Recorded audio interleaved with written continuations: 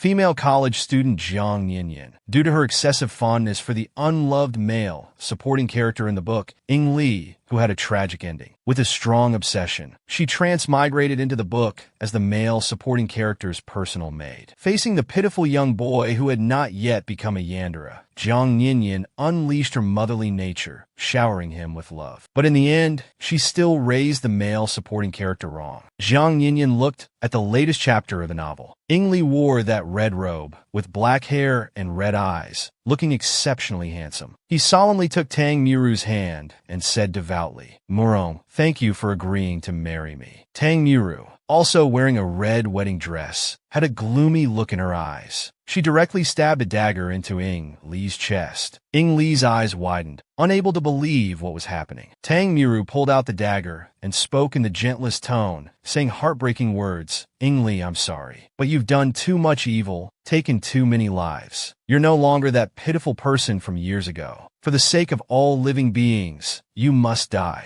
The group of suitors behind her said, "Murong, why should you dirty your hands? Let us kill him. Such a demon will only taint your hands." Ing Li clutched his chest, looking at her with extreme tenderness. He understood. He had never truly entered her heart. "Murong, I don't blame you." Jiang Yinyan, reading to this point, was absolutely furious. In this novel she was reading, Ing Li's life was a series of endless tragedies. What kind of terrible plot did the author write? 7 men fighting over 1 woman. Why did they have to drag my innocent Ing Li into it? Who wouldn't say the author is heartless after reading this? She immediately started typing away in the comment section. Ing Li is as elegant as orchids and jade trees, gentle and kind. He started cultivating at 3, built his foundation at 5. Anyone who saw him would praise him as a genius. He was clearly heaven's chosen one. Yet due to some unfounded karmic calamity, he fell from grace, was despised by others, and even killed by the person he loved. He had all the makings of a main character, but ended up with a cannon fodder's fate. Where is the justice in this? In short, Ing Li is the best. In my heart, he is the true main character. Just as she clicked send, thunder and lightning struck with a loud bang. System, congratulations, host. Felicitations, host. You have successfully activated the sickly male supporting character rescue system. When Jiang Yinyan woke up again, she asked where she was. The system said, "In 10 seconds, the host will transmigrate into the book. I rely on my beauty to dominate the cultivation world."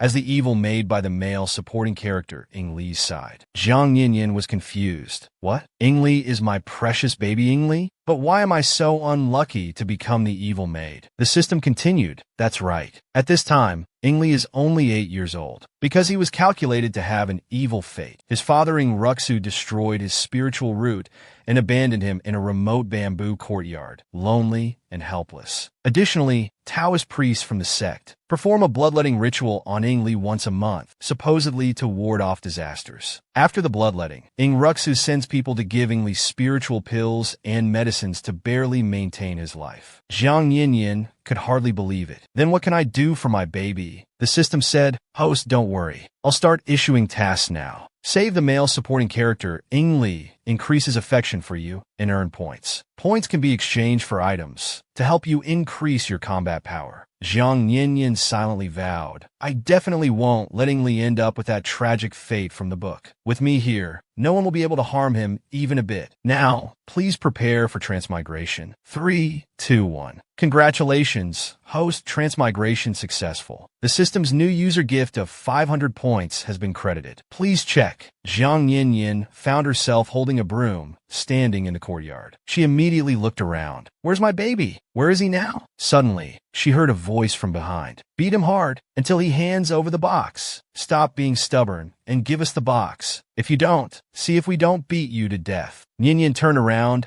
and saw her baby being beaten by a group of people. She angrily rushed over. "Stop it right now." She pushed him away directly. "What are you doing?" Like a mother hen protecting her chick, she stood in front of him, bullying the weak with numbers. "Is this how you righteous cultivators behave? Tisk meddling in others' affairs. He's just a useless person without a spirit root. He doesn't deserve these fine spiritual pills. It'd be wasted on him anyway," they said disdainfully. "We've got what we came for anyway. Let's go." Ninian looked at the group. Those were the life-saving pills for her baby. She couldn't let them take them away. She shouted angrily, "Stop! Give that back to him. She threw out a lightning talisman, her heart bleeding. The items in the system were so expensive. One lightning talisman and 25 blank talisman papers used up all her points. The group was blasted apart by the lightning talisman. Shifan was shocked. This woman actually had a lightning talisman. Only those at the transformation stage could draw these. Nian used the talisman papers to intimidate them, saying, "If you're smart, leave the things and scram. Otherwise, these dozens of lightning talismans will ensure you don't leave alive." Frightened, they dropped the box and fled in panic. She only had enough points for one lightning talisman. Luckily, she bluffed them with blank papers. Good thing they didn't persist, or she'd have been in trouble. She picked up the box from the ground. Wanting to help Ingli up, she said, "Young master, let me take you to treat your injuries." Ingli swatted away Nian's hand. "You didn't treat me like this before. Why pretend to be kind now?" He snatched the box and shakily stood up. His legs gave way and he fell, scattering the pills from the box all over the ground. Nian was startled. "Young master, are you all right?" Ingli looked at the pills on the ground and started stuffing them into his mouth. Seeing this, Nian grabbed his hand and said gently, "Young master, be good and spit them out, okay? They're dirty now. We shouldn't eat them." Ingli pulled his hand away and said, "You don't understand." Nian felt heartbroken seeing Ingli like this. How could she not understand? He was once a brilliant cultivation prodigy, but overnight he became a pariah, condemned by all. With his spirit root destroyed, his foundation was damaged, leaving him with only a sickly body, imprisoned in this dilapidated bamboo courtyard. She wanted to hug this poor child, but Ingli dodged her. "Don't come near me. I don't need your fake kindness. Don't be nice to me from the start. I don't need it. What kind of child is this? Such a bad temper. Really unlikable." Nian spoke as she picked him up, but then froze. He was too light, unnaturally light. Ingli was stunned, then started struggling violently. "How dare you? I told you not to touch me. Get lost." Nian said irritably, "I won't. If you don't behave, I'll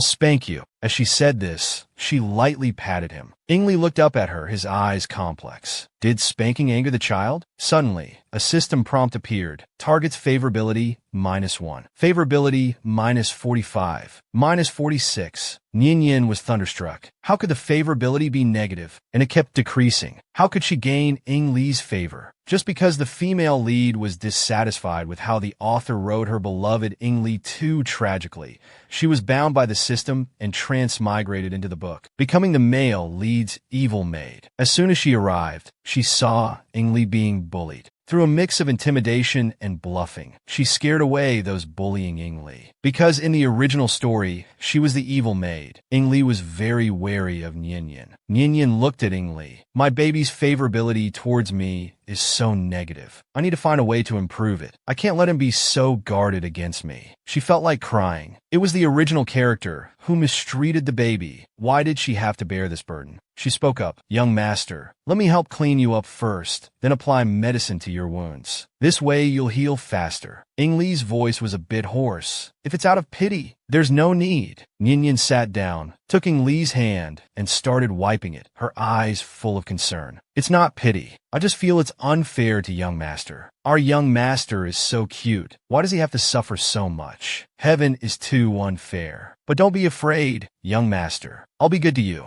Nian was smiling, but her eyes were already moist. Ingli looked at her expression and said confusedly, "You weren't like this before." I was indeed too much before. But from now on, I'll always be by young master's side, taking good care of you. What do you want from me?" Ingli's tightly clenched fists revealed his current unease. "Being so nice to me. What do you want to take from me? I have nothing left." Nian gently wiped Ingli's face. "I want young master to be happy every day. Does that count?" She then pinched his cheek, which had little flesh. "Come on, young master. Smile." Ingli swatted her hand away. How impertinent! But his face was already red. Nian finished bandaging his wounds. She even tied a pretty bow. Then she said, "Young master, I'll go out to tidy up a bit. I'll be back soon."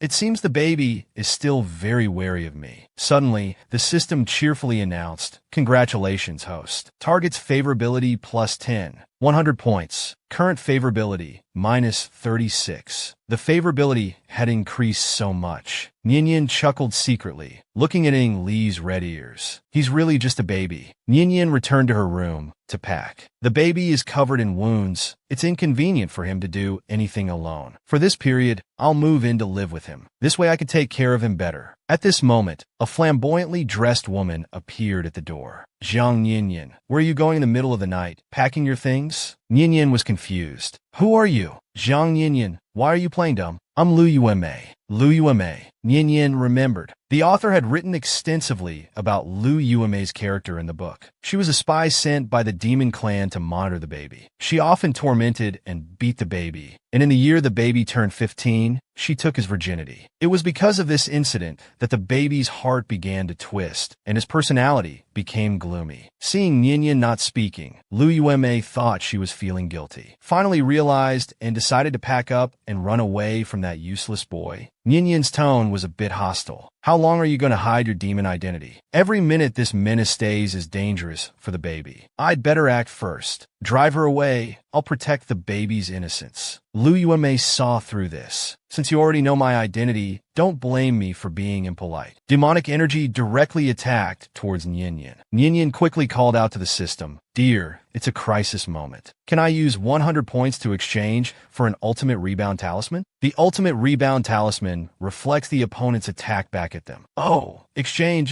hurry. Nianyan was crying inside. Whoa, the points I just earned are gone again. With a loud bang, Lu Yuanmei was struck by her own attack and fell to the ground. She spat out a mouthful of blood, turned her head, and looked at Nianyan viciously. You just wait. As soon as she finished speaking, she turned into a wisp of black smoke and disappeared instantly. TSK.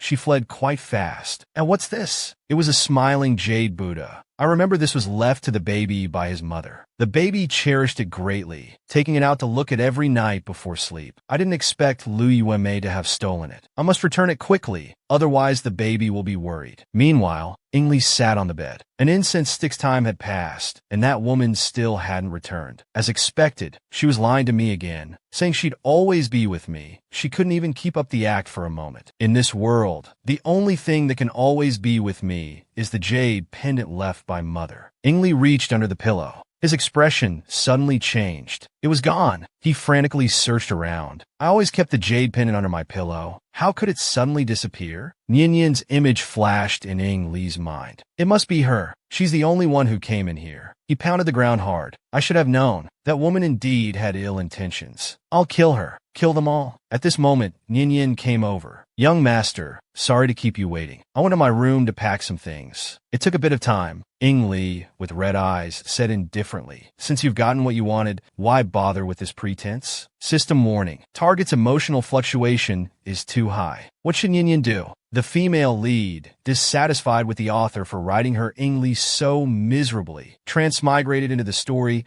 and became the male lead's evil maid. It was clearly the original character's fault, yet the female lead had to bear it. She wanted to be extra good to him from now on, so Ing Li would no longer be wary of her. Ing Li's jade pendant was stolen by the demon clan. The female lead wanted to return it quickly. As soon as she entered the room, the system warned that the target's emotions were fluctuating greatly. Nianyan was confused. Is the baby angry? But he was fine when I left earlier. Then she remembered, oh right, young master. Lu Yuanmei stole your jade Buddha. I helped you get it back and drove her away. She said with some concern, young master, are you upset that I acted on my own? Ing Li was stunned. He looked at the recovered smiling jade Buddha in his hand, feeling a mix of emotions. He had misunderstood her. He looked at Nianyan with a complex gaze. He had always known that the maid stole things from his room, but he always pretended not to see. Because he knew that with his spiritual roots destroyed, he couldn't even beat a sweeping monk in the sect. Similarly, he also knew that in this vast sect, no one would stand up for him. But now, this woman had cheerfully helped him seek justice. At this moment, the system prompted, favorability plus 30, points plus 300. Current favorability, minus 6. Total points, 300. Nianyan looked at Ing Li. It seems everything is fine now, right? Nianyan suggested, young master, you're injured. It's not convenient for you to live alone. I've already packed my things and brought them over. Let's sleep together tonight. Ing Li looked at her expressionlessly. What do you think? 10 minutes later, Ing Li looked at Nianyan sleeping soundly beside him, feeling utterly helpless. He must have been out of his mind earlier to agree to let her sleep with him under her expectant gaze. The simple bamboo hut could hardly keep out the cold. The bamboo door creaked in the wind. It was so cold that even his wounds started to hurt. He started coughing uncomfortably. Nian Yin heard the sound. Young master, can't sleep? Ingli didn't like such intimate touching. He said directly, it's nothing. Just sleep. Nian Yin heard the baby's voice was so hoarse. Could he have caught a cold? She reached out to touch Ing Li's forehead. So hot. She suddenly sat up. System, are you there? The baby is sick. Do you have any medicine for the cold? I'm here, host. You can exchange 300 points for flower dew. One bottle will take effect immediately. Nian Yin didn't hesitate. Exchange one bottle right away. The system reminded, host, flower dew costs 300 points. It's very expensive. After the exchange, your points will become 0. Stop nagging. The baby is about to burn up. Young master, be good and drink the medicine. You'll get better. Ingli seemed delirious with fever. He gulped it down. Nian Yin felt his forehead. The heat seemed to have subsided quite a bit. Nian Yin gently embraced him.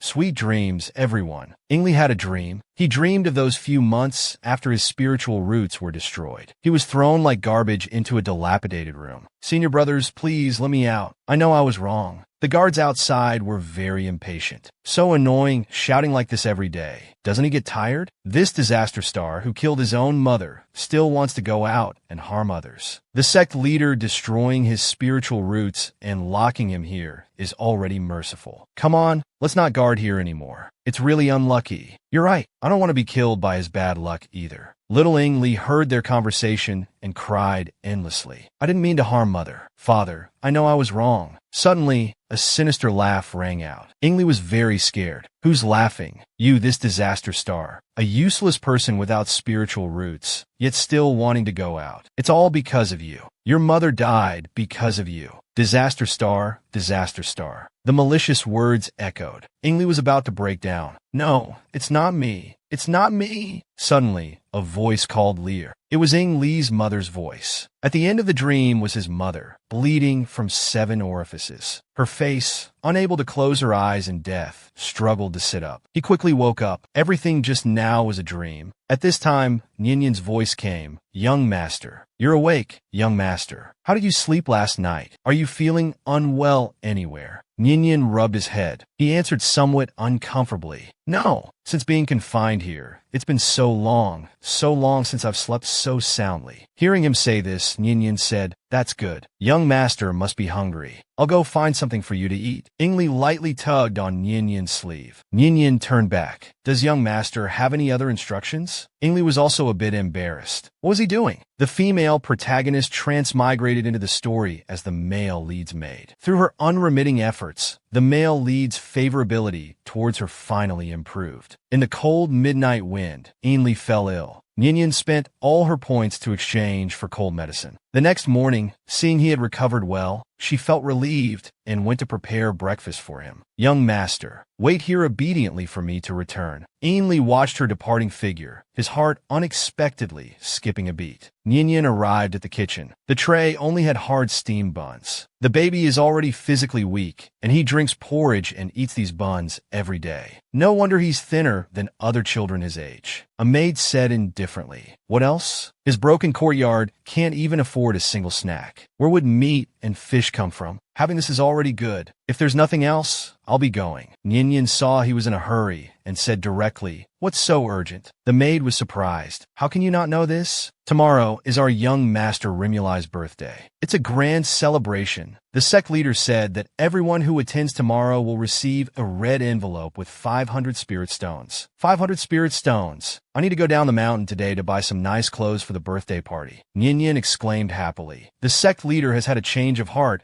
and wants to celebrate our young master's birthday. The maid impatiently said, what our young master? It's for young Master Yin. Although they were born on the same day, one is a dragon in the sky, the other is mud on the ground. Don't confuse their status. Nian Yin directly raised her hand and slapped her. The maid covered her face and looked at Nian Yin angrily. What are you doing? Hitting you. Nian Yin scolded. As a servant, casually discussing the master's affairs. Don't you deserve to be hit? Although our young master is living poorly now, in the future, he will definitely become a great figure in the cultivation world respected by thousands. I won't allow you to slander him here. You're completely unreasonable. The maid threw down these words and hurried away. Nian Yin looked at the steamed buns on the plate with some worry. Sigh, it seems I can only give the baby these for now. I don't remember where I put the snacks. It looks like I'll have to wait until next month's salary to buy food. Suddenly, Nyan had an idea. Right? There should be spirit beasts on this mountain. I can go catch some spirit chickens and ducks to improve the baby's diet. Nyan didn't notice that Ainley was standing at the door, looking at her with a complex expression for a long time. Then he quietly left. Nyan brought the steamed buns into the room. Young master, it's time for breakfast. Ainley sat on the bed without saying a word. Seeing him like this, Nyan knew he must be upset again. She immediately comforted him. Eat these for now. Later, I'll go to the forest to catch some spirit chickens and ducks to make you a better meal. Ainley still looked at the steamed buns without speaking. Nyan thought she should go now. Seeing the baby like this was really heartbreaking. Just as Nyan turned to leave, Ainley suddenly spoke. The forest is too dangerous. Your cultivation is low. Don't go. Nyan was stunned. Her little baby actually cared about people now.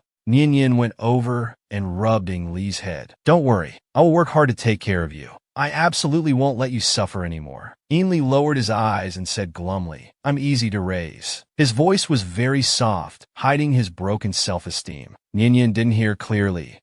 Young master, what did you say? Ainley looked up, his childish tone very serious. I'm easy to raise. I'm not picky about food and don't spend money recklessly. I can live well just eating these steamed buns. If you don't like me throwing tantrums, I can be more obedient. If you're afraid of my evil fate, you can stand far away. You don't need to serve me. Hearing the baby's words, Nyan's eyes stung. Her heart felt like it was being pierced. What a good baby. She still remembered the description of the baby's heartless last moments in the book. He was the kind of lively child, clothed in silk and eating jade. Although he liked to tease people, he was very polite. He was like a little son, especially fond of smiling at people. He particularly liked to eat candied haws. If you gave him a string of candied haws, he would smile happily and say thank you. He was really easy to kidnap. If I could become heaven, how wonderful that would be. I would surely protect her completely, guard her life without worry. Nyan inconspicuously wiped away the tears from the corner of her eyes. Nyan cupped Lee's face and planted a kiss on it. She solemnly said, I came here for the young master. I won't die easily until I see the young master become enlightened in the cultivation world. So don't worry about me. I will always be with the young master. The male lead's illness had just improved. The female lead saw that his body had recovered quite well. She prepared to go get him some breakfast. When she entered the kitchen, there were only steamed buns. And the maid kept insulting the male lead in various ways. How could the female lead tolerate this? She directly slapped her. No one was allowed to talk about her baby like that. She thought about going to the forest to catch some spirit chickens and ducks to improve Lee's diet. But unexpectedly, she heard Lee's childish yet serious words, making Nyan's heart ache. I came here for the young master. I will always be with the young master. She left a kiss on Lee's face. She told Lee to eat obediently, saying she'd go to the forest to catch some game and be back soon. Nyan turned and left the room. Inside the room, Lee touched his face where he had just been kissed. His red eyes were wide open. She kissed me. When she kissed him just now, her lips were soft and fragrant. He seemed to have discovered a new world, finding it hard to believe. After a while, he softly uttered four words, "Women are interesting." Nyan walked up the mountain, sweating profusely. She had been walking for half a day and hadn't seen a single spirit beast. Suddenly, she heard the system's prompt, "Congratulations, host. Target's affection increased by 36. 3,060 points added. Current affection, 30. Total points, 3,060. The affection increased so much, but what about these points? The system explained, Dear, when affection is positive, for every point of affection increase, the points gained are 10 times the negative number. New feature unlocked. Host can use points to increase cultivation or enhance charm. Spend 3,000 points to advance to the golden core stage, or exchange for an equivalent in physical advantages like a perky butt or large breasts. Nyan was silent for a moment, then asked, Can I exchange for medicine to rebuild spiritual roots? If I could help the baby rebuild his spiritual roots, his life should be much better in the future, right? However, the system replied, Sorry, this item is not available in the store. Nyan sighed. All right, then I'll use the points to increase my cultivation. For now, I need to improve my strength to protect the baby and prevent others from bullying him. As for becoming beautiful, we can talk about that later. Exchange successful. Cultivation level has been raised to golden core stage. Instantly, Nian felt a huge spiritual power flowing through her body. She tried to concentrate spiritual power in her palm and threw it at the nearby trees. The next second, several thick trees were cut in half with a loud crash. Nian was overjoyed. This was too cool. As expected of the cultivation world, the system then said, "Host, there's an injured spirit beast here." Nian crouched down to check. It was completely black, with only a circle of white fur around its right eye. The system said, "This appearance is clearly a young version of the Tai in shadow." Nian got excited. Quick, give me a bottle of healing spirit medicine. Put the points I owe on my account." The Tai in shadow is a rare sacred beast. The female lead Tang Muru,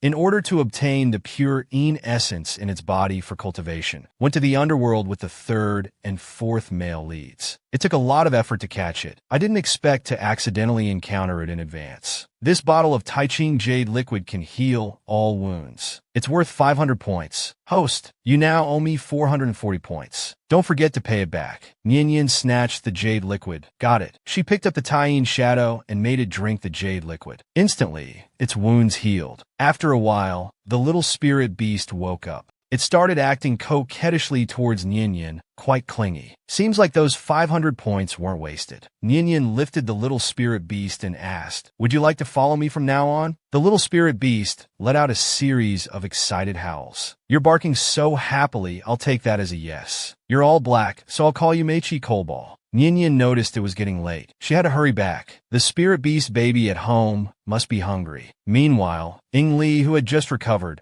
was sitting on the steps in front of the house, coughing occasionally. Hearing a sound approaching, he immediately looked up. He saw Nian with a black ball standing on her shoulder and a pink piglet in each hand. When Meichi saw Ing Li, its black eyes lit up with excitement. It pounced directly towards Ing Li. Seeing this, Nian tried to pull the little spirit beast off Ing Li. "Meichi, what are you doing? Don't hurt the young master." "I see. Do as you wish." The human and beast seemed to communicate without barriers. Hearing this, Meichi began to greedily absorb the invisible Yin energy. I'm Fine. Its true identity is the Tai-Yin shadow, born in the underworld. It survives by absorbing Yin energy. I have a vicious constitution with abundant Yin energy. It's fine to let it absorb. Nian was very concerned. Will it harm the young master's body? Hearing Ing Li say it wouldn't, Nian let out a big sigh of relief. That's good. Ing Li shyly reached out to pull Nian. I've been waiting for you for so long.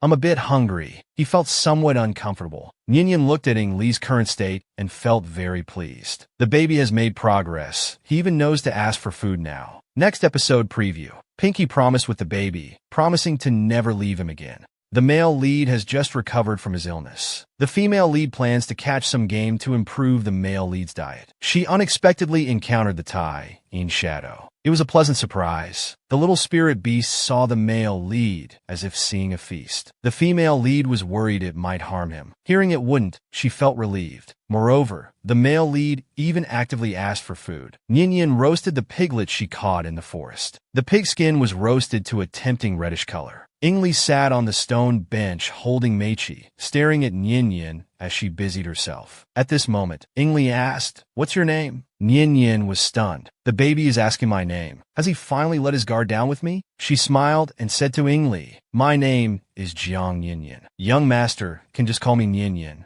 Nian, Ing Li mumbled softly. His eyes stole glances at Nian. She's not the most beautiful person I've seen, but that smile she just gave me was really nice. The system popped up at this moment, prompting, target's favorability plus 10, 1,000 points. Host, the Taiching Jade liquid you bought on credit this morning has been automatically deducted from your points. Current favorability, 40. Total points, 560. I'm so stingy. System, go ahead and deduct it. Placing the roasted pork on the stone table. Young master, I specially picked the best parts of the meat. The texture is tender and easy to eat. Please eat. Ingli looked at the meat on the plate, his heart surging. Since I came here, I haven't eaten meat again. Even if there was some meat, it would quickly be stolen by those maids in private. He's so good to me, letting me taste sweetness, making me yearn for the human world again. But if one day he also leaves me, what should I do then? Ninian looked at the dazed Ingli. Young master, why aren't you eating? Don't you like it? Ingli said hoarsely, it's not that I don't like it. Ninian, will you leave me one day too? He asked about his biggest worry. Ninian was stunned. Then she said, I will stay by young master's side forever. Unless young master doesn't want me anymore. Shall we pinky promise? Ingli looked at her outstretched hand. He said softly, childish, but he still reached out to hook his pinky with hers. Ninian smiled and said, pinky promise. It will never change for a lifetime. Now young master can rest assured, right? Eat quickly. The meat won't taste good when it's cold. I worked hard to make it. A thought flashed through Ninian's mind. Could it be that she should feed the young master? Ingli quickly grabbed the plate. No need, he said, and began to eat in big mouthfuls. Ninian smiled gently. Eat slowly, there's more. If it's not enough, I'll roast the other half too.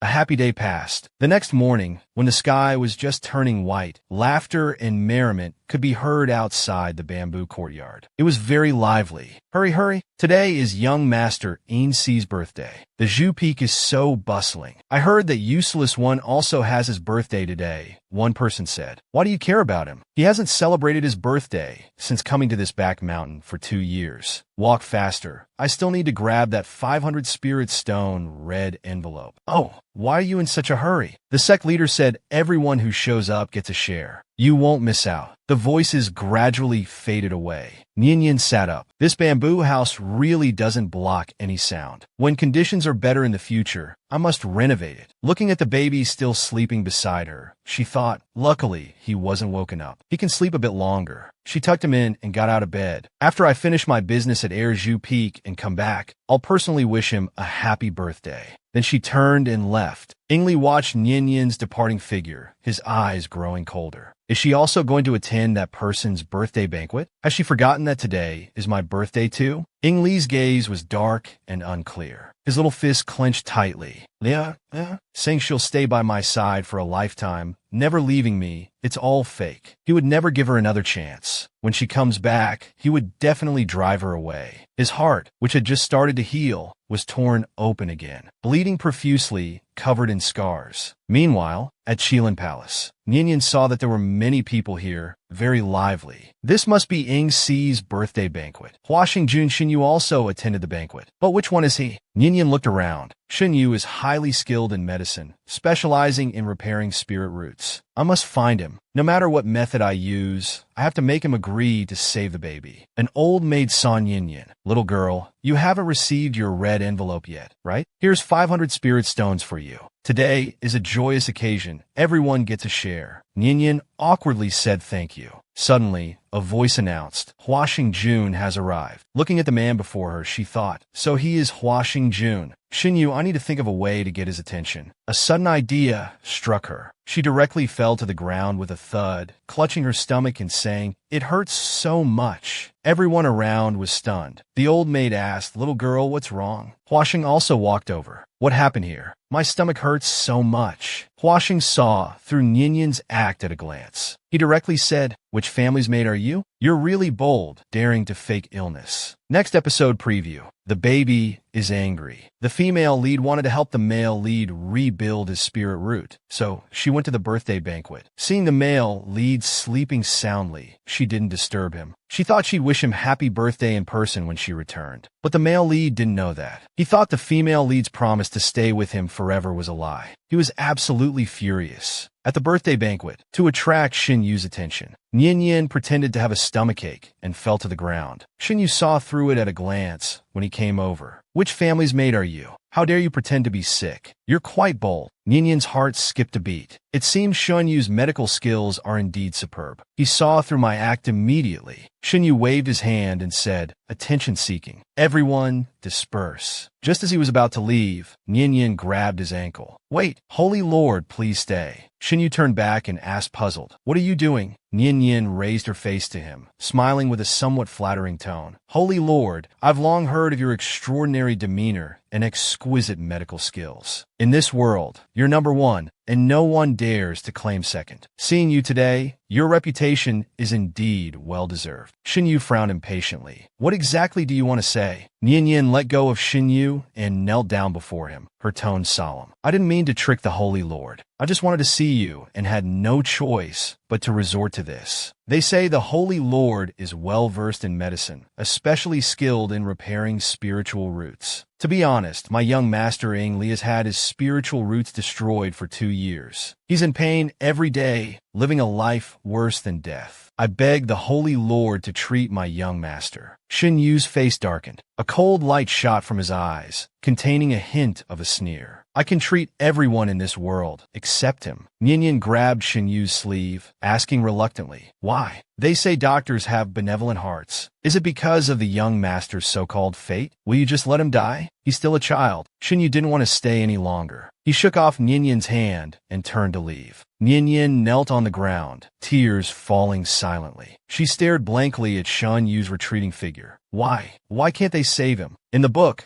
the child only recovers his spiritual roots after meeting the female lead Tang Muru. But it's still 16 years until the female lead meets the child. Does he really have to endure 16 years of hell-like pain? Nian stood up, wiped away her tears. Since this path doesn't work, I'll think of other ways. The child is still waiting for me at home. I need to hurry back to celebrate his birthday. As the sky darkened, Li sat alone on the steps in front of the house. Ball was lying asleep beside him. Zhang Nian felt something was off about him. She sat down next to him. Young master, why are you here? Her hand was about to touch his head, but was barely avoided. I was gone all day. The baby must think I abandoned him. I need to comfort him well. Nian smiled and said, young master, it's my fault. I should have told you before I left. Look, I got 500 snacks today. We can use them to buy you some new clothes. Li waved his hand, knocking the snacks to the ground. Liar. Li's eyelashes trembled, but he didn't cry. His throat began to choke up. You said you wouldn't leave me. You said you'd always be with me. But today is my birthday. Why? Why did you leave me alone? At this moment, the system issued a warning. Target's favorability -20 as punishment. Deduct 200 points. Current favorability, 20. Total points, 360. Nian was stunned. So the baby thought she had forgotten his birthday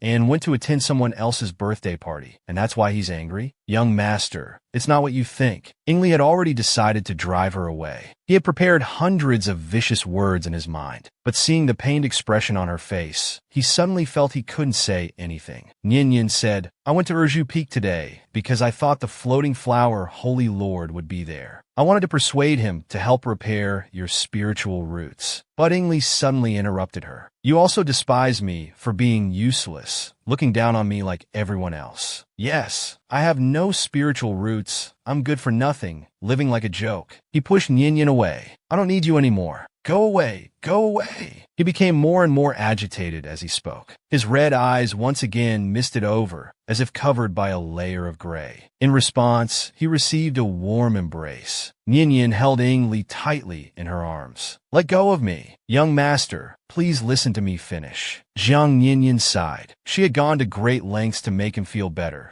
but he was thinking all sorts of nonsense in that little head of his, constantly misjudging her intentions, and even wanting to drive her away. What an ungrateful little one. She pulled back slightly, cupping his face, and continued, I want to help the young master repair his spiritual roots simply because I care for you. Although the young master's fate is tragic, you never bow your head. If it were me, I might have sought death long ago. So, I will never, ever look down on the young master. Li seemed frozen, staring at her blankly. His red eyes were wide open. So in this world, there was still such a person who truly cared for him, loved him? Li lowered his gaze, his eyelashes trembling slightly. His voice was muffled. Don't look for Xinyu anymore. He won't help me. Nian was puzzled. Why can't anyone in this sect tolerate me? He's the same. But besides him, is there anyone else who can repair spiritual roots now? After a while, Li slowly said no. So, we still have to go. Zhang Nian nodded. No matter what method we use. I can listen to the young master on everything else, but not on this matter. You're so stubborn. You're only 8 years old, yet you always have such a serious face. like a little adult, okay? Don't be angry anymore. Come on, smile. Ingli didn't smile. He just ignored Nyan. Nyan wasn't upset. She good-naturedly poked the tip of his nose. Little old-fashioned one, you're the old-fashioned one. Your whole family is old-fashioned. As Ingli spoke, he collapsed into her embrace, as if deflating. Hugging her neck, he said, "Don't leave me alone again in the future, okay? I'll never leave you again." Next episode preview. A jealous little one is also very cute. To help the male lead restore his spiritual roots, the female lead ran to the birthday banquet to find Shinyu. However, Shinyu's words were like knives, stabbing the female lead's heart. He said no one would save the male lead. Returning to the bamboo house, the female lead saw the male lead sitting alone in the courtyard and felt something was wrong. She quickly explained the situation. The male lead threw himself into Nyan's arms. "Can you not leave me alone in the future?" Nyan gently patted Ingli. "All right, I won't leave the young master alone anymore." Ingli nuzzled against her neck. "You provoked me first. If one day you break your promise, I'll kill you." Zhang Nyan tapped his head, pretending to be fierce. "You're just a child. How can you talk about killing so casually?" A firework suddenly burst, scattering into a sky full of colorful lights. Then, one after another, fireworks exploded in the sky, one after another.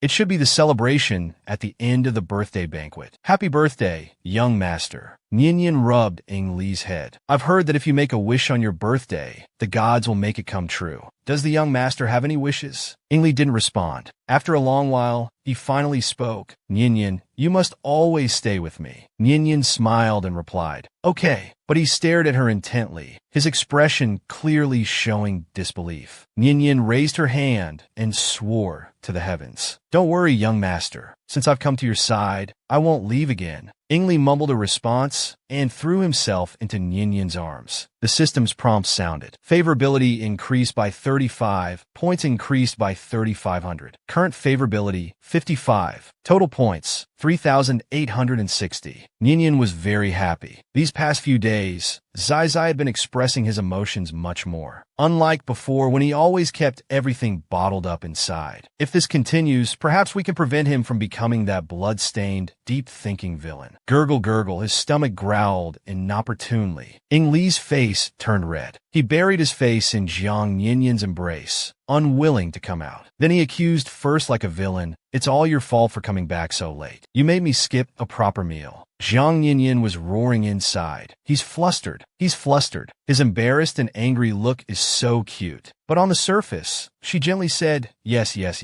It's all my fault. There are still some noodles in the kitchen. Shall I make you some Yangcha noodles?" Ingli snorted and turned away, not looking at her. His gaze fell on the little black ball beside them, only to see Cold Ball waddling behind Nyan. Ingli walked over and grabbed Cold Ball's tail. "You're not allowed to go," Ingli said fiercely. "You can't run into his arms anymore in the future. Otherwise, I'll break your legs." In no time, Nyan had prepared noodles and a few dishes in the room. "Young master, the noodles are ready. Eat them while they're hot." Nyan watched as Ingli ate the noodles in big mouthfuls. The little one was eating so heartily. Nyan turned to give Cold Ball a piece of meat to eat. Cold Ball suddenly yelped. Nyan was startled. "Cold Ball, what's wrong?" Ingli said from the side. He burned himself. He glared at Cold Ball with unfriendly eyes. Why was Nyan feeding him? She had never fed him before. This scared Cold Ball so much that he turned and started eating on his own. Nyan didn't know. She thought Cold Ball didn't like being fed by others. Only then was Ingli satisfied. He knew his place. At this moment, Nyan said, "Oh right, young master, I need to go to Baichi Peak tomorrow." Ingli paused. "He's leaving again." Nyan sighed. "All the weapons in the sect come from Baichi Peak. I'm going there to buy a sword. Otherwise, walking up and down the mountain every day is really tiring. I can't take it anymore. If I can meet him when I go to Urza Peak this morning, I can come back early to accompany the young master." Ingli seemed to breathe a sigh of relief. He said to her, "It's good that you're coming back early." The next day, Nyan arrived at Baichi Peak. "Here to buy weapons?" A male cultivator who was forging put down his work. I want to buy a sword," she replied. "Well, these are all swords. You can see which one you like." Nyan's eyes lit up. "Wow, there are so many styles of swords." Suddenly, a familiar male voice came from behind. "What are you doing here?" The blacksmith Nan Xiao respectfully said, "Senior brother Shi." Nyan turned around. "Isn't this the person who bullied the little one a few days ago?"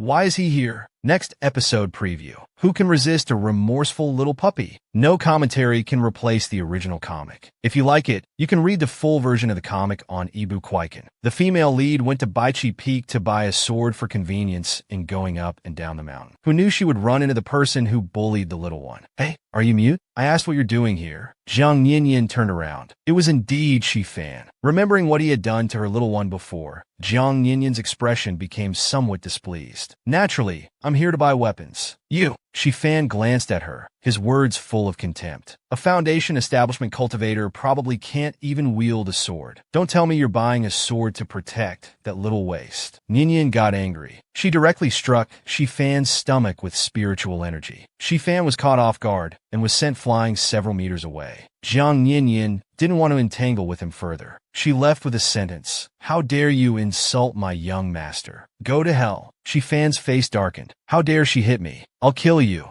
Jiang Yinyin immediately moved to the side. That large hand brushed past her cheek. Yinyin swiftly executed a devastating kick to the groin. Shifan writhed in pain on the ground, assuming the wudong stance. He kept crying out in pain. Just as Yinyin was about to continue beating him, a deep voice suddenly called out, "Stop!" Yinyin turned to look. Shifan quickly called out, "Master!" Ignoring the pain in his groin, he went straight to his master's side. Pointing at Yinyin, he said, "This maid is too much. She suddenly attacked and injured your disciple." Ji Yufeng mercilessly replied, "Don't give me that bullshit. As soon as I arrived, I saw you trying to sneak attack the young lady from behind." Jiang Yinyin discreetly observed the old man. This was Manhwa Jinju and Ji Yufeng. He didn't seem to be an unreasonable person. Ji Yufeng smiled at Jiang Yinyin and asked, "What's your name, young lady?" "My name is Jiang Yinyin. You can call me Yinyin." Yinyin, what a beautiful name. Unlike my newborn son, I still haven't figured out what name to give him. It's making my hair turn white with worry. Ninian suddenly remembered the rumors that Nanhua Jinjuan had a rough personality, wasn't very cultured, liked to study weapons, and was on good terms with Xinyu due to his straightforward nature. If she could use his help, there might be hope for the baby. Jiang Ninian tentatively said, "Jinjuan, how about I try to name your son?" "Why don't I try to name your son for you, Jinjuan?" Shifan interjected. "How could an uncultured maid like you come up with a good name?" "Master, don't be fooled by her." Ji Yufeng immediately shouted, "Go back. Stop your nonsense. Go copy the disciples' sutra 10 times. He quickly turned to Ninian and said, "Go ahead, young lady. Don't listen to my unruly disciples' nonsense." Ninian pondered for a moment, then slowly said, "How about Ji Ming Song?" It's taken from Ming Fei Song Jiang Lu, meaning independent-minded, intelligent, bright future, and destined for greatness. Good. That's the name then. Ji Ming Song. Not bad at all. How come I couldn't think of that? Thank you, young lady. You've done me a great favor. From now on, I've got your back. If anyone in this Rimu village dares to bully you, they're not giving me face." Ninian hesitantly said, "Actually, there is something I'd like to ask for your help with, Jinjuan." "Tell me about it." "A few days ago, I asked Fuhua Jinjuan for help, but he refused. I was wondering how I could get him to change his mind." Ji Feng thought for a moment. Xinyu only cares about healing people and tending to his flowers and plants. But those rare medicinal herbs are difficult to grow. Many die in his Medicine King Valley every year. If you can help him solve this problem, I think I'll help you.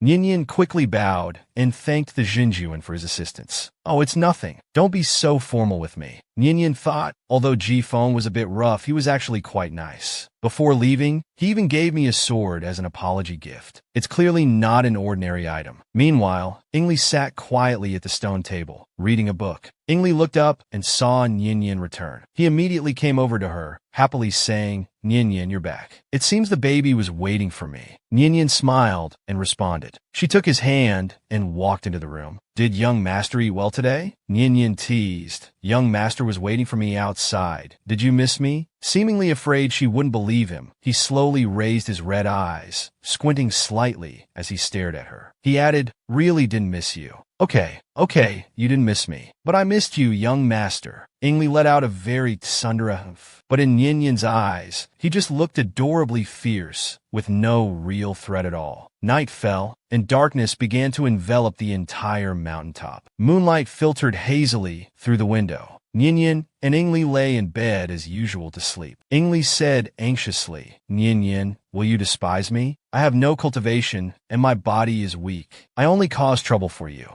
Ingli's little face was tightly drawn, with some unease in his eyes. He couldn't do anything now, only being cared for by Nian. Seeing her work so hard every day, he wanted to help her too, but all he could do was watch quietly. He could only wait for her at the bamboo courtyard gate when she came home. Jiang Nian was stunned. Her baby's self-blaming appearance was truly adorable. She showed a warm smile. How could she despise the young master when she couldn't even love him enough? Ingli softly responded with a "em." After a while, Ingli shyly said, "You're so far away. The cold air is getting into the blanket. Come sleep closer. I want you to hold me while we sleep. I'm not afraid of you crushing me." His eyes were full of longing. "All right." Nian gently embraced Ingli. "The baby is starting to be clingy. That's a good thing. Sleep, young master. I'll stay with you." Drowsiness overcame her, and Nian gradually fell asleep. In the darkness, Ingli looked at the face so close to him. His fingertip moved slightly, lowering his gaze to poke a small dimple in Nian's cheek. It was soft, and he unconsciously poked it a few more times. The corners of his mouth involuntarily lifted into a small smile. Then Ingli moved a bit closer to Nian until he was pressed tightly against her. Only then did he stop, closing his eyes contentedly. At this moment, the system's prompt sounded, "Favorability plus 10, points plus 1,000. Current favorability, 65. Total points, 4,860. Next episode preview, the baby is born." Also, no commentary can replace the original comic. If you like it, you can read it on ebook Kwaiken. The community has the complete version of the comic. The female lead goes to Baiji Peak to buy a sword, just to make it easier to go up and down the mountain in the future. Who knew she would encounter someone bullying the white kid? She couldn't let that slide. She directly used a move to crush his groin. She turned him into a Wudong disciple. When she wanted to continue beating him, Manhwa Jinju and Ji Yufeng appeared and stopped her from further beating his disciple. During their conversation, the female lead helped Ji Yufeng name his child. Ji Yufeng told Nian that if she could help Xinyu solve his herb-growing difficulties, Xinyu might help her. The next day, Nian set off to Xunyu's Medicine King Valley. The system prompted Nian that she was almost there. Nian was determined. This time, she must get Xinyu to agree to help restore the baby's spirit root. Half an hour later, a small valley gradually appeared in the void, surrounded by a barrier. As she got closer, the fragrance of grass and trees became stronger with each breath. As soon as Jiang Nian landed, she encountered Shun Yu coming out of Medicine King Valley. Seeing it was Nian, he raised an eyebrow and coldly mocked, "It's you." Xinyu was about to close the door and leave. Nian anxiously said, "I heard that Medicine King Valley loses some precious herbs every year. I have a way to change this situation." Xinyu glanced at her sideways. "No gain without pain. What do you want?" "It's still the same matter as before. I want to ask you to treat my young master's spirit root." Xinyu directly refused. "I won't help you. Please leave." At this moment, someone rushed out of Medicine King Valley in a panic, saying, "It's terrible. It's terrible. Holy Lord. The purple spirit essence flower in Medicine King Valley is dying." TSK.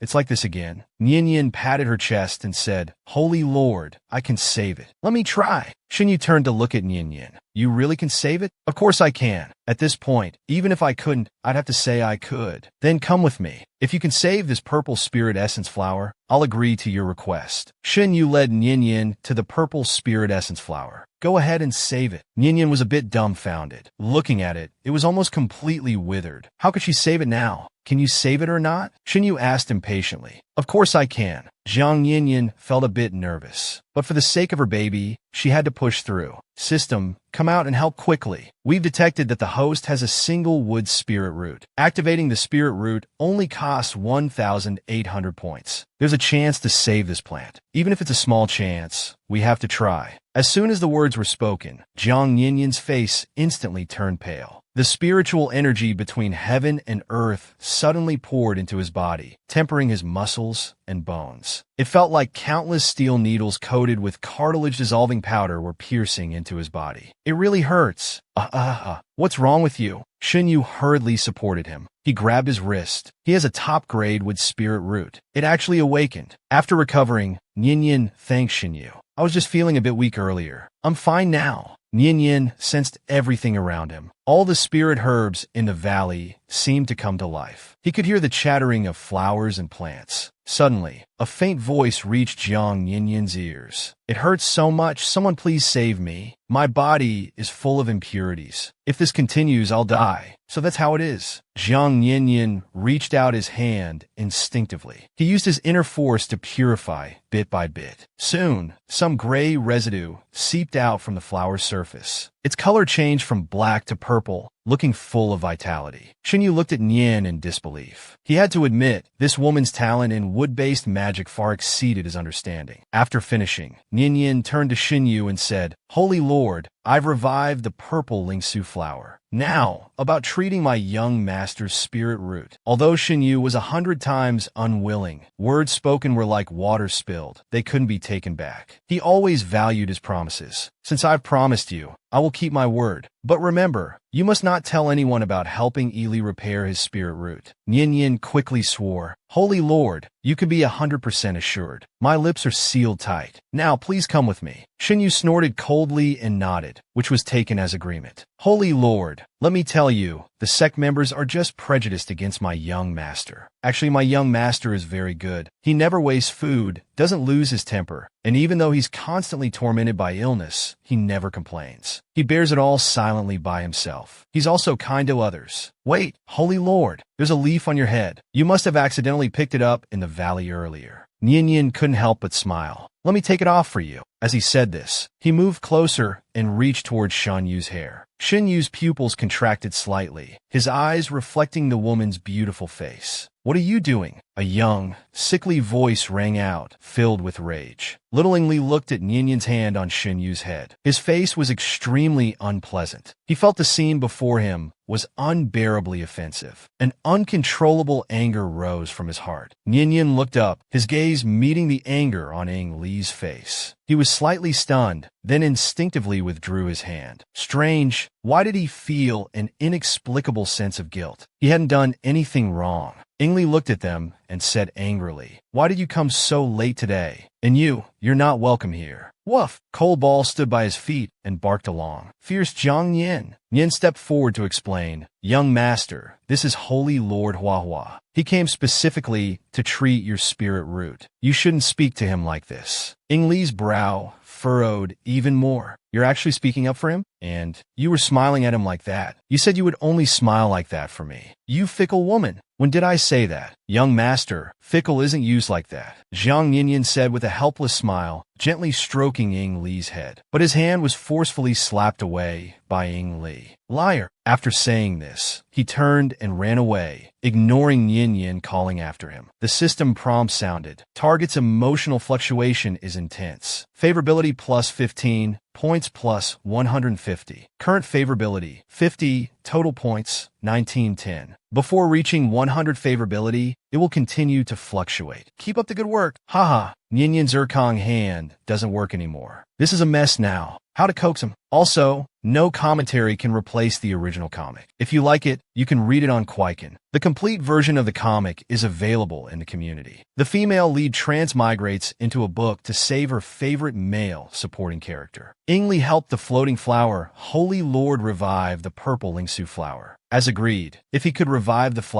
floating flower Holy Lord would restore Li's spiritual roots. The Holy Lord, naturally not one to break his word, followed Nian Yin to their residence. On the way, Nian Yin kept praising how good her child was, saying it was the sect members who were biased against him. Seeing a leaf on the Holy Lord's head, she was about to pluck it off. But Li, who had just arrived, saw this. It made him furious. He had said she would only smile at him, but now she was smiling at someone else. No matter how Nian Yin tried to explain, he wouldn't listen. His favorability dropped by 15 points directly. Li ran back to his room and buried himself in the blanket. His face was gloomy. Why was he so irritated? Why did he care so much? Just thinking about Nian Yin smiling at others made his heart feel tight, as if it was being squeezed and he couldn't breathe.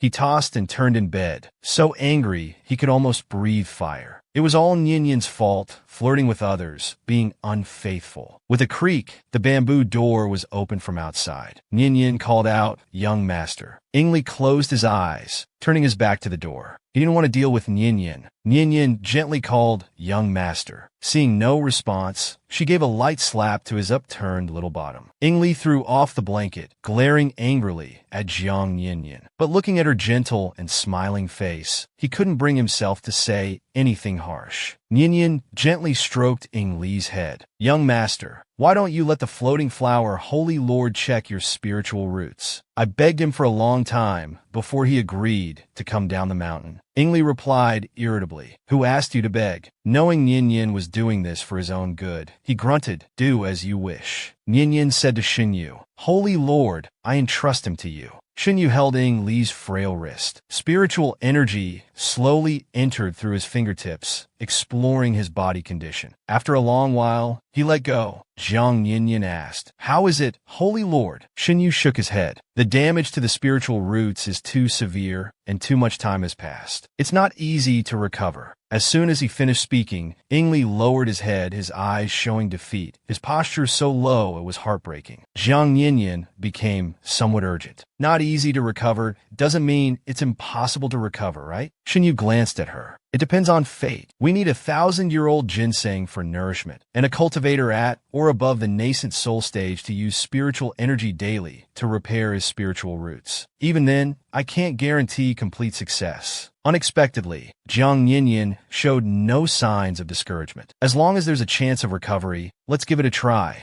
Xinyu coldly mocked. "Let's not even mention that the 1,000-year-old ginseng is not like ordinary herbs, but a living thing roaming in the mountains, hard to spot. Moreover, the daily consumption of spiritual energy is extremely damaging to the body. Not many people are willing to help." Li held Nian's wrist, head lowered, his voice very low. "Nian, forget it. Don't worry, young master. There must be a way." Jiang Nian comforted Li, pondering for a moment. She then said, "Holy Lord, just tell me what the ginseng looks like, and I'll go find it myself. As for the daily transfer of spiritual energy, I'll do it myself once I reach the nascent soul stage." Xinyu said, very puzzled, "Why go to such lengths?" Li's gaze towards Jiang Nian was also extremely shocked. But Jiang Nian smiled. That smile was like winter sunlight barely hidden by thin clouds, warm and radiant. "This cultivation is meant to protect the young master. If I can't even do this, what use is this cultivation?" Xinyu revealed a surprised expression. His gaze towards Jiang Nian lost some of its contempt and gained something different. He never expected her to be such a brave and decisive woman. Then he sighed and said, "Fine, I'll tell you.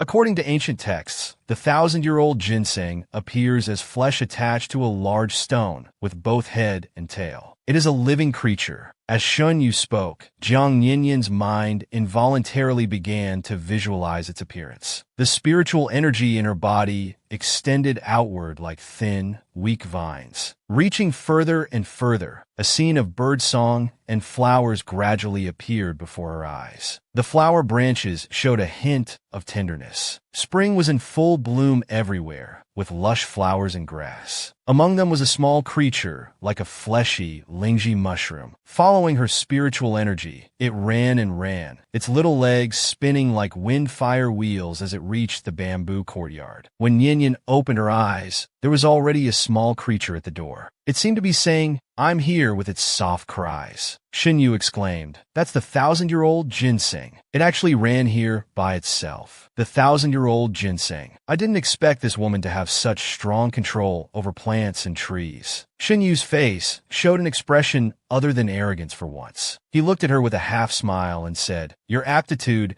may be even more extraordinary than you think." Nian was shocked. My goodness, Xinyu actually smiled at her. It wasn't mockery or a cold smile. In the book, Xinyu would never show a hint of kindness to anyone other than the female lead. Now he actually smiled at her. It was unbelievable. The moment Xinyu met her gaze, he seemed to realize something. He looked away and said, "I'll take this 1,000-year-old ginseng back to refine medicine. When it's ready tomorrow, I'll bring it to you, Holy Lord." A coughing sound came. Li said, "Nian, I don't feel well." Nian quickly felt Li's forehead, asking anxiously, "Where are you uncomfortable?" She then looked up at Xinyu and said, "Then please go ahead, Holy Lord. I won't see you out." After she finished speaking, Xinyu grabbed the softly crying 1,000-year-old ginseng from the ground and quickly left. Li watched Xinyu's retreating figure and smiled secretly. He slowly moved over and rested his head on Jiang Nianyan's lap. His voice was very obedient. Nianyan, my wound hurts. Nianyan stood up, saying nervously, I'll go get medicine for the young master right now. No need. Ingli wrapped his arms around her waist, murmuring, just hold me like this for a while. No medicine needed. From Jiang Nianyan's perspective, her little one's pale complexion and thin frame truly evoked pity and love. All right, I'll hold you. Ingli felt the warmth of Nianyan's embrace and also reproached himself internally. Although he didn't know why, seeing Nianyan smile at others made him very angry. But if he lashed out at her because of this, their relationship would only become more strained. He didn't want Nianyan to dislike him. In the past, he hated it most when others showed him sympathy and pity. But now, seeing the deep concern and worry in Nianyan's eyes, he actually felt happy. He needed her too much. He couldn't let others take her away from him. Whether by acting pitiful, using tears, or begging, he didn't care. As long as he could keep her by his side. The system prompt sounded. Favorability increased by 25, points increased by 2,500. Current favorability, 75. Total points, 4,410. Next episode preview. How to better protect the little one. The narration isn't as good as the original comic. The good comic is worth experiencing in full. The Holy Lord of Splendor agreed to help Ing Li restore his spiritual roots. After checking his pulse, he found that Ing Li's spiritual roots were too severely damaged. It wouldn't be easy to restore. He needed a 1,000-year-old ginseng and a cultivator at the nascent soul stage to use spiritual energy daily to restore his spiritual roots. The needed 1,000-year-old ginseng was summoned by Nianyan. Only the cultivation level was lacking. At night, Nianyan lay in bed, unable to sleep. During the day, Xinyu said they still needed a nascent soul stage cultivator to help restore the little one's spiritual roots. If she wanted to quickly reach that level in a short time, she would need to accumulate enough points. For the sake of points, sorry little one, Mom has to make a move on you. Young master, are you asleep? No, it's too cold. If you can't sleep, shall I hold you while you sleep? The little one's long eyelashes fluttered slightly. A soft squeezed out from his throat. Jiang Nianyan reached out and held her in her arms. Is this better? Ing Li nuzzled his head in the crook of Nianyan's neck. Nianyan, you're so warm. Ing Li's clear eyes reflected her figure. He obediently said he wanted to cuddle with Nianyan. This was vocabulary Nianyan had taught him. Now coming from his mouth, it had a different kind of charm. That's too much, okay? Zai, don't be like this. My heart can't take it. I'll be smothered to death. Jiang Nianyan sighed. Her Zai was too innocent. She stroked his face and said, Young master, boys need to protect themselves when they're outside. Understand? Ing Li nodded. No one except Nianyan is allowed. Favorability plus 5. Points plus 500. Current favorability, 80. Total points, 4,910. Yes, this trick really works. Nianyan thought of something. Her eyes curved in a smile as she said, Our young master is so handsome. Like an immortal child who stepped out of a painting. You'll surely captivate many female cultivators in the future. The little one in her arms, with his long eyelashes trembling slightly, mumbled, Don't want others. Only want Nianyan. Favorability plus 3. Points plus 300. Current favorability, 83. Total points, 5,210. Still short on points. Nianyan persevered. Our young master is the most well-behaved child in the world. Does Nianyan like well-behaved children? As long as it's young master, I like him no matter what he's like. And so Jiang Nianyan spent the whole night flattering him, finally gathering enough points. Her cultivation level directly rose to Yuaning. Half a month later, Xinyu checked Ing Li's pulse and was very surprised. I thought it would take at least 5 months. I didn't expect it to only take half a month. I've never seen such a fast recovery speed before. Nianyan said happily. We must thank the Holy Lord for his help. But then she frowned. In a few days, it will be time for bloodletting. The sex cultivators will surely discover that young master's spiritual root has been repaired. Xinyu said, This is exactly what I came to talk about today. If he wants to cultivate, it will surely attract the attention of the sect members. You might as well leave. Rimu Nianyan asked, Does the Holy Lord have any good places to recommend? Xinyu looked at him and slowly uttered 3 words. Gui Yuan Array. Before Jiang Yinyin could speak, Xinyu continued, the Gui Yuan Array is an ancient divine artifact. It traps all beasts within it, extremely dangerous. But if one can come out alive, they will surely excel in cultivation. Yinyin immediately refused. No way. This would put young master in a dangerous situation. Yinyin, I want to go. She rubbed Ying Li's head. No, young master. This is too dangerous.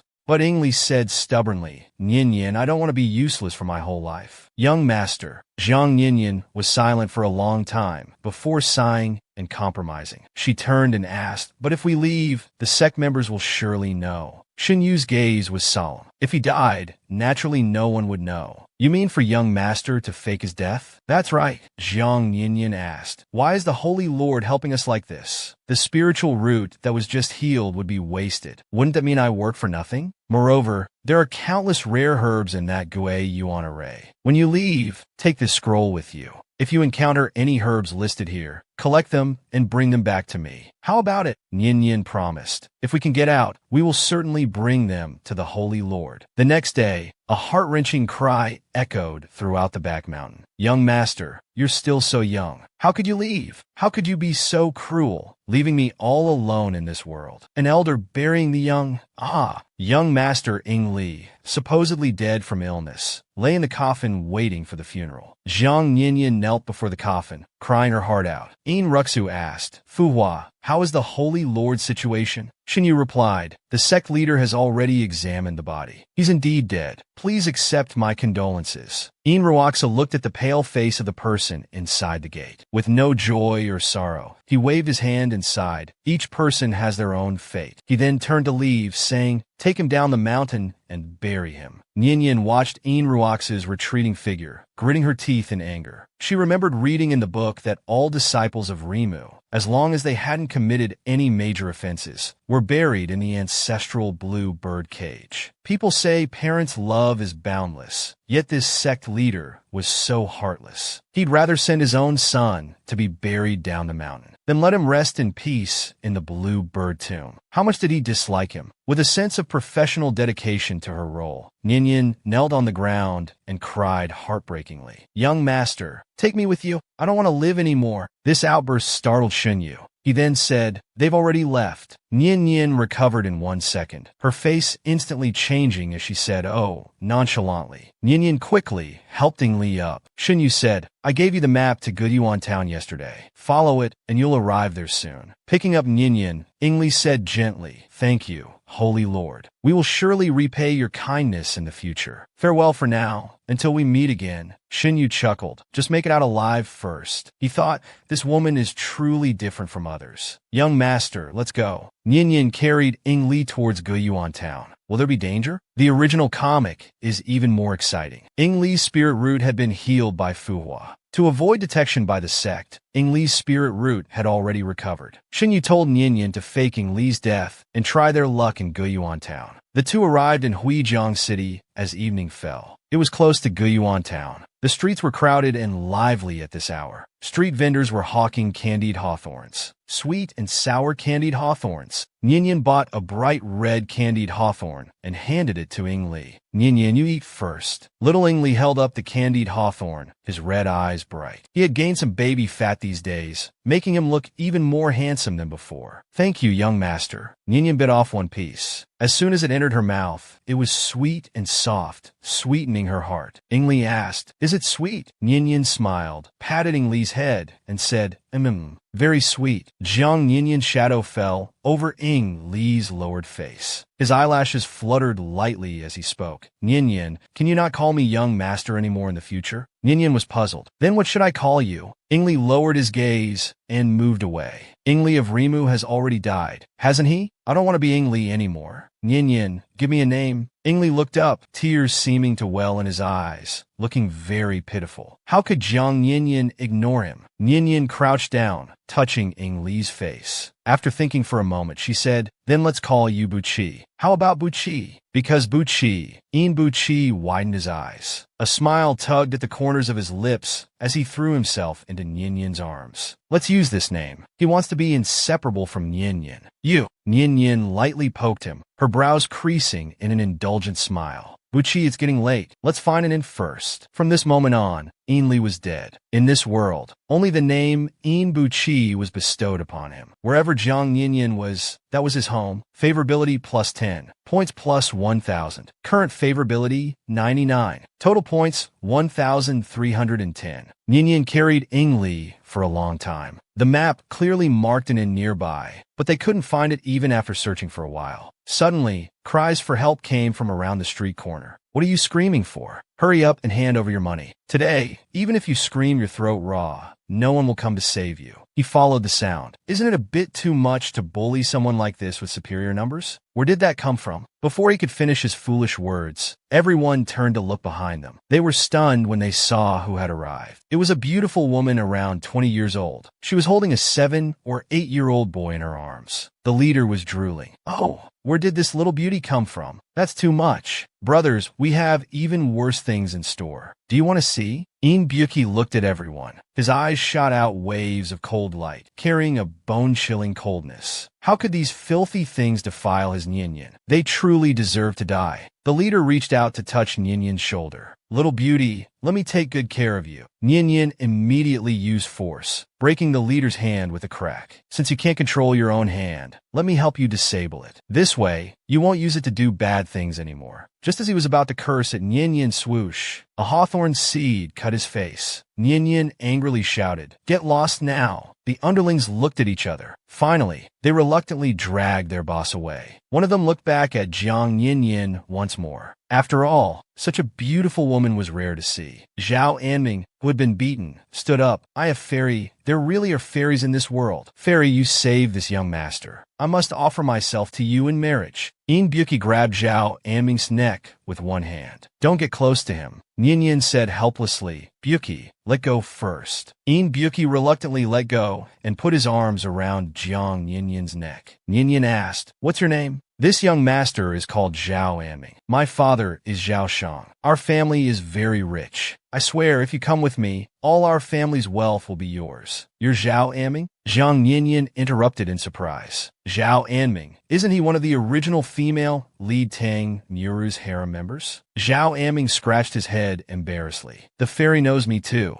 I'm quite famous, this young master." At this moment, the system suddenly popped up. "Congratulations to the host. Congratulations on successfully triggering the hidden mission, Conquer the Female Leads 7 Men. Floating Glory, Holy Lord Shinyu. Attribute, Superb Medical Skills. Poisonous Tongue Chen Xiao. Young Master Zhao Anming. Attribute, Family Has a Mind. Chinibu Northern Wolf King Tang Xuanya. Attribute, Off the Charts Combat Power. Sister Complex Pure Young True Lording CI. Attribute, Inheriting His Father's Business. Male Lead Halo. Meow Tribe Insect King Jieyu. Attribute, Skilled in Witchcraft and Insects. Crazy Beautiful Demon Lord Yi Ling Yuan. Attribute, Arrogant and Conceited. Hobby, Womanizing. Byuki has changed his name. Attribute, Affected by Strange Factors. System unable to obtain data. Dear, if you successfully conquer these 7 men, the system will give generous rewards, the system said enticingly. Jiang Yinyan shook her head. "I don't have a hobby of building a harem. Moreover, Ingzi and Ingli are brothers. Incest shouldn't be this messy. Let's forget about this task. Dear, we also have the task of seizing the female lead Tang Rose protagonist's luck. Host, please consider this one." Jiang Yinyan continued to refuse. "I don't have a habit of randomly taking other people's things. Let's forget about this task too." This infuriated the system. The system had never seen such a lazy host before. It was also the first time the host abandoned moral integrity and started cursing. "Ha ha." Nyenyen hugged Byuki in her arms. "I'm not interested in other men. I just want to peacefully raise my child now. Being able to raise my child well is already satisfying enough." Next episode preview. The child gets into an argument with someone. Nyenyen helps Zhao Anming out of a sense of justice. Unexpectedly, he wants to offer himself in marriage. The three of them arrive at an inn. Zhao Anming was very attentive, serving dishes to Nyenyen. He expressed that his family was wealthy. As long as Nyenyen agreed to marry him, beer, fried chicken, and crayfish, having small barbecues 3 times a day would be no problem at all. With a loud Byuki's chopsticks were slammed onto the table. Looking at Zhao Anming, his eyes suddenly turned dangerous. He had been tolerating him the whole way. "Coldball, go bite him for me." The next second, Coldball darted out and bit Zhao Anming's arm. It must be said, Coldball really stepped up when needed. Zhao Anming howled in pain. "Fairy, save me. I'm yours, body and soul." Nian didn't really want to save him, but she still picked up Coldball. She handed Coldball to Buki, saying to let him eat first while she went to ask about the guest rooms. She'd be back soon. Zhao Anming pondered thoughtfully. The fairy cared so much about this child. Could he be her brother? It seemed he needed to get on good terms with him. He picked up the wine pot and poured a cup for Buki. Come, tiare. I guarantee you'll want more after one taste. A moment later, Nian returned. She saw her child standing on a chair, angrily shouting at Zhao Anming. "Nian is mine. You want to marry Nian? Don't even think about it. Apart from having some stinking money, you're good for nothing. You're not worthy of Nian." Zhang Nian looked at her child's usually pale face, now flushed red, and had a bad feeling. Nian immediately became furious. She directly gave Zhao Anming a punch. "He's only 8 years old, and you actually let him drink?" After beating him up, she handed Zhao Anming to the waiter, saying she would send him back tomorrow. If he stayed any longer, her child would surely be corrupted by him. She picked up her drunk child, gently coaxing him. "Don't be angry. Shall we go back to the guest room?" The child in her arms spoke the truth after drinking. "Nian, when I grow up, I want to marry you. I don't want you to do that kind of thing with other men." Zhao Anming said that after growing up and getting married, couples have to. Nian asked, puzzled. "Have to what?" Wuji's face turned red. He buried his face in Nian's chest. "Anyway, they have to do that kind of thing. I'm not telling you anymore. It's embarrassing him." Nian was utterly embarrassed. What on earth had that unreliable Zhao Anming taught her child? She'd teach him a lesson tomorrow. Early the next morning, Nian sent Zhao Anming back to the Zhao family in Buzhou City. She originally wanted to remind him that his father would suddenly fall ill and pass away in 2 years. Just as she was about to speak, the system warned her, "Except for the target person affected by Buki, you have no right to interfere with other people's unknown fates." At this moment, Zhao Anming held on to Nian. "What I said earlier about wanting to marry you, fairy, was serious. If you're interested in the future, this promise will always stand, no matter when." Nian was shocked. Wasn't this the classic line Zhao Anming said to the female lead Tang Miru? "What's going on? Don't throw the female lead script at me." Nian broke out in a cold sweat. "Marriage is not a trivial matter. I believe you will surely meet someone better in the future." After saying this, she hurriedly left with her child for Guyuan Town. At midnight, Guyuan Town appeared. The map showed that Guyuan Town was nearby. The two finally arrived at their destination. Nian picked up her child. "Is Buki scared?" The child said with determination in his eyes, "As long as I'm with Nian, I'm not afraid." Nian held Ying Li as she entered Guyuan Town, softly saying, "I will always be with Buki too." The two finally arrived at Guyuan Town. The moment Nian stepped into Guyuan Town with her child was the beginning of a complete change. In the blink of an eye, Nian and Buki had been living in Guyuan Town for 2 years. Nian heard Buki calling her. She turned around and saw Buki hiding behind the door, not coming over. Nian waved at Buki, smiling and saying, "You finally decided to come back? You've been gone for days. Come here, let me see if you're hurt anywhere." Buki slowly walked over, saying he was fine, but seeing the wounds on his face, Nian was very worried. "How can you be fine looking like this?" She grabbed Buki's hand and checked his pulse to assess his injuries. His dantian was empty, and his meridians were sluggish. He was clearly seriously injured. Just as Nian was feeling heartbroken, a bunch of flowers was held up in front of her eyes. Wuji's face was flushed red. "Nian, these are flowers I just picked. I thought they looked pretty." He held them up high with both hands, offering them to her. It was actually the beauty's offering flower. This flower only grows on cliffs, guarded by snake-bodied monsters with human faces. To pick it, one must kill the monster. Could Buki's injuries be because of this? Nian was so moved she burst into tears. Buki asked with hopeful eyes, "Nian, do you like these flowers?" However, the next second, Nian turned and ran back to her room. She slammed the door shut with a bang.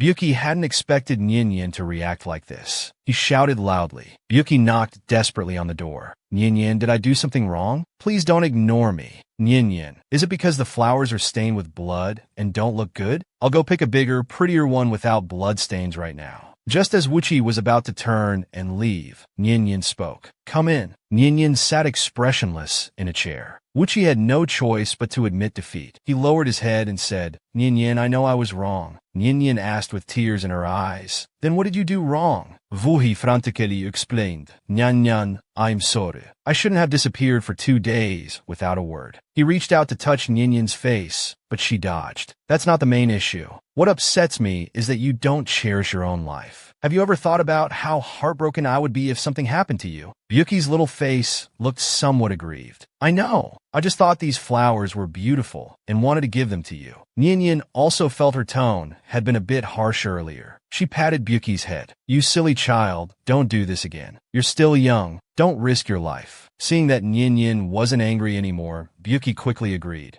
I won't do it again. But inwardly, he thought mischievously. With this incident, if anyone gives Nyenyen flowers in the future, it probably won't stir up much emotion in her heart. Nyenyen touched his injured cheek. Does it still hurt? Byuki had just said it didn't hurt anymore. Nyenyen pinched his cheek. If it doesn't hurt, go take a bath first. The smell of blood on you is awful. It stinks. As soon as Byuki turned to leave, the system popped up and said, Dear, have you noticed that Byuki's gaze towards you seems a bit off? What do you mean off? I think it's normal. Nyenyen waved her hand dismissively and boasted. Under my Jiang family's education, not only is Zizi becoming more outgoing, but he's also getting healthier and eating well. The system felt extremely awkward. It hoped it had seen wrong. In the blink of an eye, it was midnight. Nyenyen was reading by candlelight. Byuki, who had just finished bathing, came to Nyenyen's side with his long hair still dripping wet. Nyenyen turned to see Byuki's hair was soaking wet and asked puzzled, Why didn't you dry your hair? Byuki pitifully touched his arm, indicating that he was injured while fighting monsters today. Even after applying medicine, it still hurt to raise his arm. Nyenyen patted the bed and said, Come here, I'll help you dry your hair. Sleeping with wet hair will make you catch a cold. Nyenyen helped Byuki dry his hair. The boy noticed they were sitting a bit far apart. He scooted his bottom closer to Nyenyen. Nyenyen saw Byuki getting closer and said, It's a bit hot. Don't sit so close. Hearing Nyenyen tell him not to get close, Byuki said, somewhat sadly, Nyenyen, do you dislike me? He turned and hugged Nyenyen's waist tightly, as if afraid she would run away. Nyenyen looked at Byuki in her arms, feeling helpless. He had grown quite a bit, but was still so clingy. All right, I've already dried your hair with spiritual energy. You can go to sleep now. Just as Nyenyen got under the covers, Byuki said with a red face, Nyenyen, I want to share a blanket with you. This kid was getting more and more mischievous. Zizi picked flowers to give to Nyenyen. However, this was just a strategy he thought of to prevent Nyenyen from being influenced by other men. At night, when Nyenyen helped Byuki dry his hair and prepared to sleep, Byuki brought his blanket to Nyenyen's bedside, wanting to share a blanket with her. Nyenyen refused. No, it's too hot. Besides, you're still injured. Touching the wounds won't help them heal. Byuki started his spoiled mode. With that pitiful look, he said, Love will disappear, right? Nyenyen gave in helplessly. Fine, come in then. Byuki finally got his wish and pounced into Nyenyen's arms. Nyenyen tucked Byuki in, patted his head affectionately, and said, Can we sleep now? Zizi responded and fell asleep peacefully. In the blink of an eye, several years passed. In the valley stream, there was a scene of a handsome man bathing. It was quite a sight. This person was none other than Byuki, the grown-up Byuki. Nyenyen came looking for Byuki at the stream and saw him naked. She was extremely embarrassed. Byuki even started posing, asking, Nyenyen, do I look good? This is a perfect body, isn't it? Nyenyen turned away immediately, her face bright red, and said, Why aren't you wearing clothes? I called you so many times with no response. I thought something had happened to you. Jiang Nyenyen, why are you panicking? It's not like you haven't seen it before. You've seen it plenty when you bathed me as a child. As she was lost in thought, Byuki hugged Nyenyen's slender waist from behind. He nuzzled her earlobe with his lips and said, I'll put on clothes. Nyenyen was stunned for a moment, then came to her senses. She pushed Byuki away, saying, How do you walk without making a sound? Quickly let go of me. It turned out that the little one had grown so big without her noticing. His features no longer had the innocence of childhood. The cute little one was completely gone. He wasn't soft and cute anymore. She sighed inwardly and said, Let's go back. It's time to open a new room. He needs to sleep on his own now. Byuki grabbed Nyenyen's hand. He asked nervously, Are you hurt? Nyenyen replied casually, It's nothing. I encountered a monster on my way here earlier. It caught me off guard and scratched me. Byuki's expression darkened. Nyenyen, do you remember what that monster looked like? Nyenyen thought for a moment. It seemed to have horns on its head, a tail behind, and a snake-like body. Before Nyenyen could finish speaking, Byuki suddenly picked her up. Nyenyen exclaimed, "What are you doing? I can walk by myself." Byuki looked tenderly at Nyenyen in his arms. "You're injured. We need to get back quickly to treat the wound. Carrying you like this will be faster." Nyenyen's face turned red, feeling a bit helpless. "I only injured my arm, not my legs." Soon, they returned to their dwelling. While bandaging the wound, Byuki muttered, "How can you be so careless? Haven't you heard the saying, a woman shouldn't have scars? You don't take care of yourself, yet you lecture me every day. If you keep this up, I'll be heartbroken." Hearing Byuki lecture her instead, Nyenyen felt a bit impatient. I know." Byuki's eyes were like those of a hungry wolf looking at her. "Nyenyen looks so beautiful like this.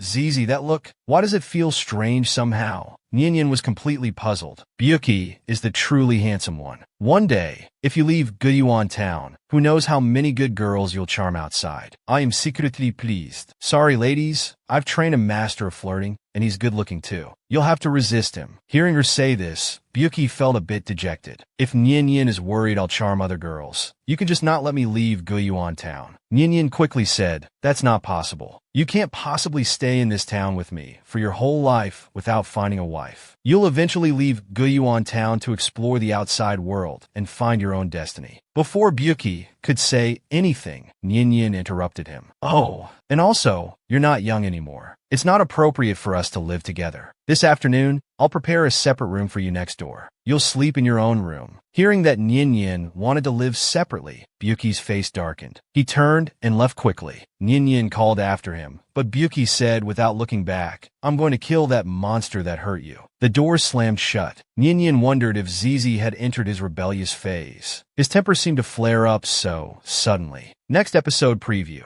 Why has the grown-up Zizi become obsessed with washing blankets? Byuki anxiously searched for Nyenyen in the valley. He heard the sound of water from the stream and followed it. Byuki's red eyes fixed intently on Nyenyen in the small stream. Seeing Byuki approach, Nyenyen smiled gently. Wearing thin clothes, she leapt out of the water. Byuki's Adam's apple bobbed, his face flushed red. Before Nyenyen could finish speaking, Nyenyen leaned close to his ear and whispered seductively, "Byuki, you're naughty. You peeked at me bathing." Her clothes brushed suggestively against his thigh twice. He yearned desperately, nuzzling the woman's earlobe with his lips. The warm, soft touch of her skin nearly drove him mad. Just as things were getting crucial, woof, woof, Maid barked while licking Byuki's face incessantly. Hearing this sound, Byuki suddenly opened his eyes. He had been passionately entangled with Nyenyen in his dream, at the height of pleasure, when he was abruptly awakened by this little creature. Byuki was furious. He punched Maid off the bed with one blow. Maid looked bewildered, sensed danger, and quickly ran away. Byuki covered his eyes with his arm, taking a while to recover. He sighed, "What a pity, it was just a dream." He lifted the blanket. Getting up, he saw a lump in the blanket.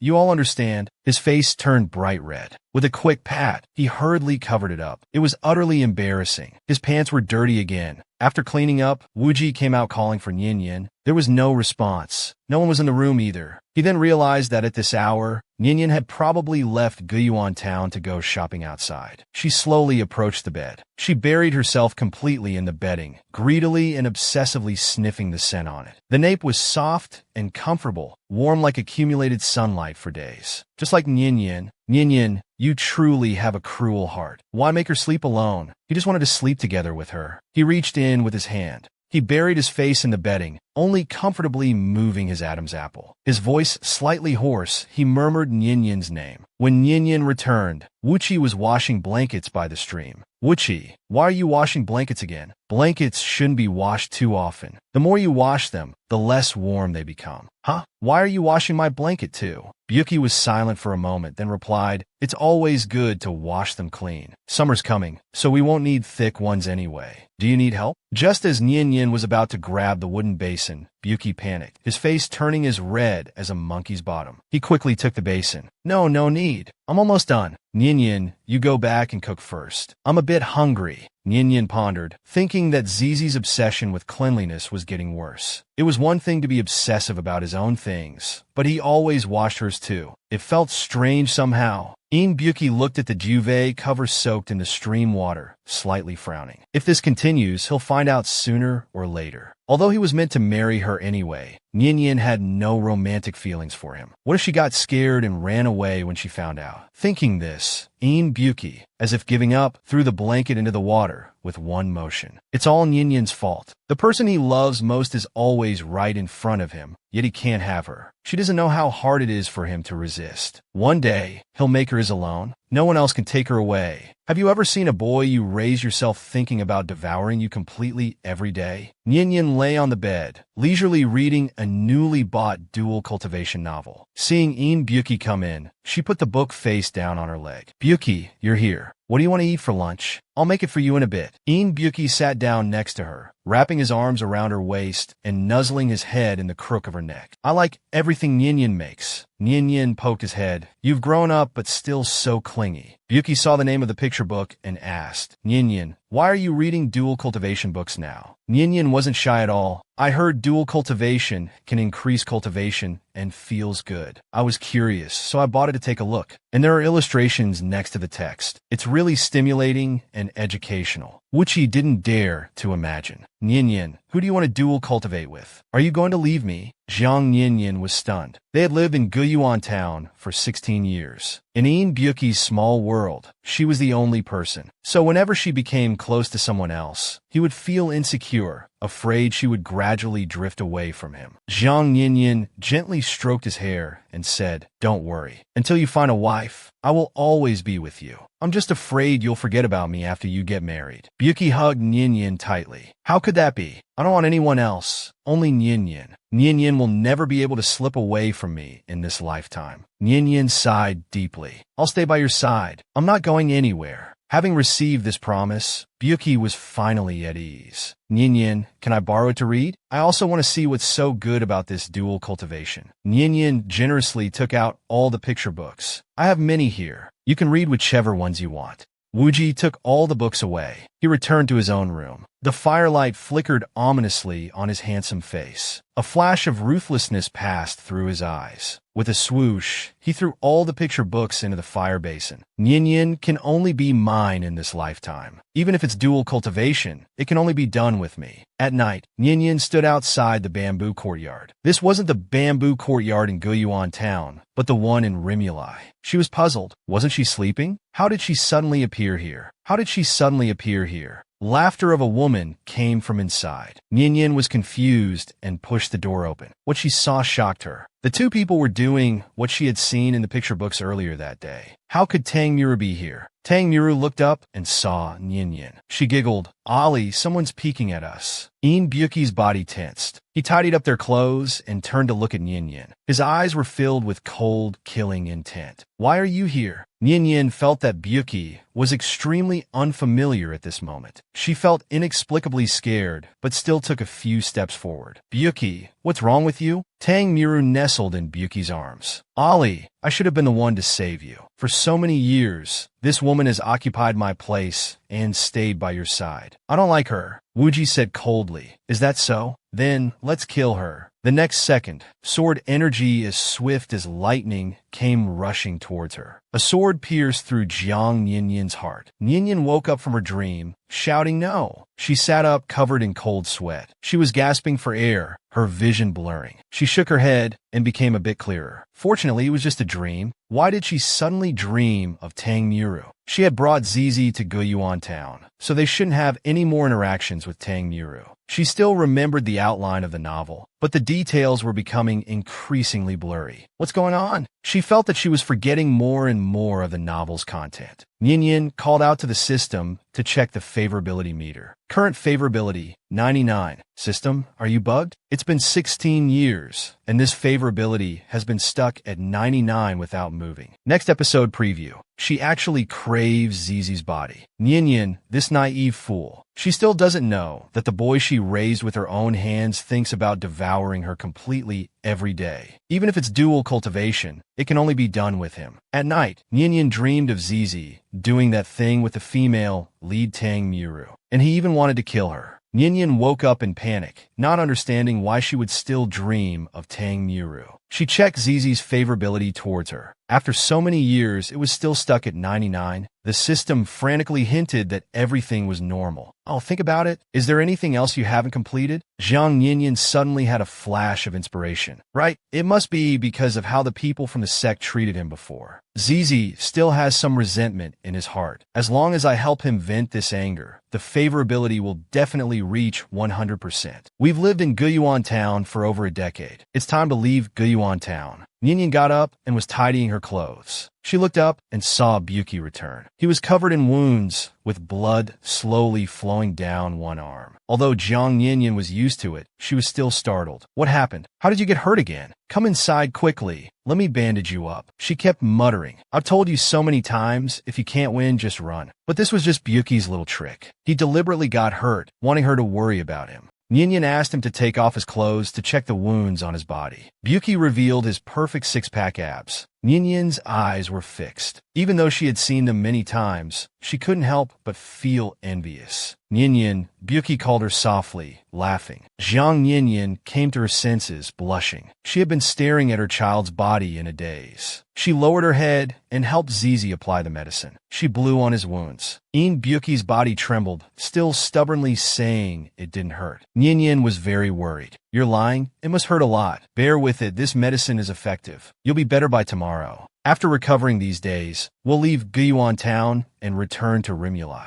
Buki was confused. Why go back to Rimuli? The Immortal Alliance Conference is about to be held. All the immortal sects will be there. Don't you want to go back? Does Ninian want me to participate? Ninian replied, Of course I do. Buki lowered his eyes. After a while, he smiled and said, All right, I'll do whatever Ninian says. Ninian still didn't know how to leave Guyuan Town, but Buki said he knew how to leave. They just needed to defeat the Guardian Beast. That day, the two of them started fighting with the beast. Just as the beast was about to hurt Ninian, Buki, without thinking, immediately pulled Ninian into his arms to protect her. Buki's red eyes burned with bloody rage. Violent killing intent was raging inside him. That beast almost hurt Ninian. Today, he absolutely wouldn't let you live. Next episode preview. They actually encountered the female lead. To make Ninian worry about him, Zizi deliberately got hurt. He took off his clothes, blatantly seducing Ninian, showing off his perfect body. After Zizi's wounds healed, the two of them came to the Array's eye and started fighting with the beast. Just as the beast was about to hurt Ninian, Wuchi quickly pulled her into his arms to protect her. Anything that hurt his Ninian had to die. Spiritual power gathered in his hand, and he swung his sword down. He actually cut off one of the beast's horns. Without giving the beast time to react, Wuchi thrust his sword into its neck. Ninian, looking at Zizi protecting her, was completely stunned. He had become this powerful. Judging from that attack just now, his cultivation level must be at least at the nascent soul stage. Ordinary beasts in the array shouldn't be able to hurt him. Could it be that he deliberately got hurt? Buki, panting, said, The beast is severely injured. The Guyuan Array's eye is open. Ninian, we should go. Because Buki had just consumed a large amount of spiritual power, his body weakened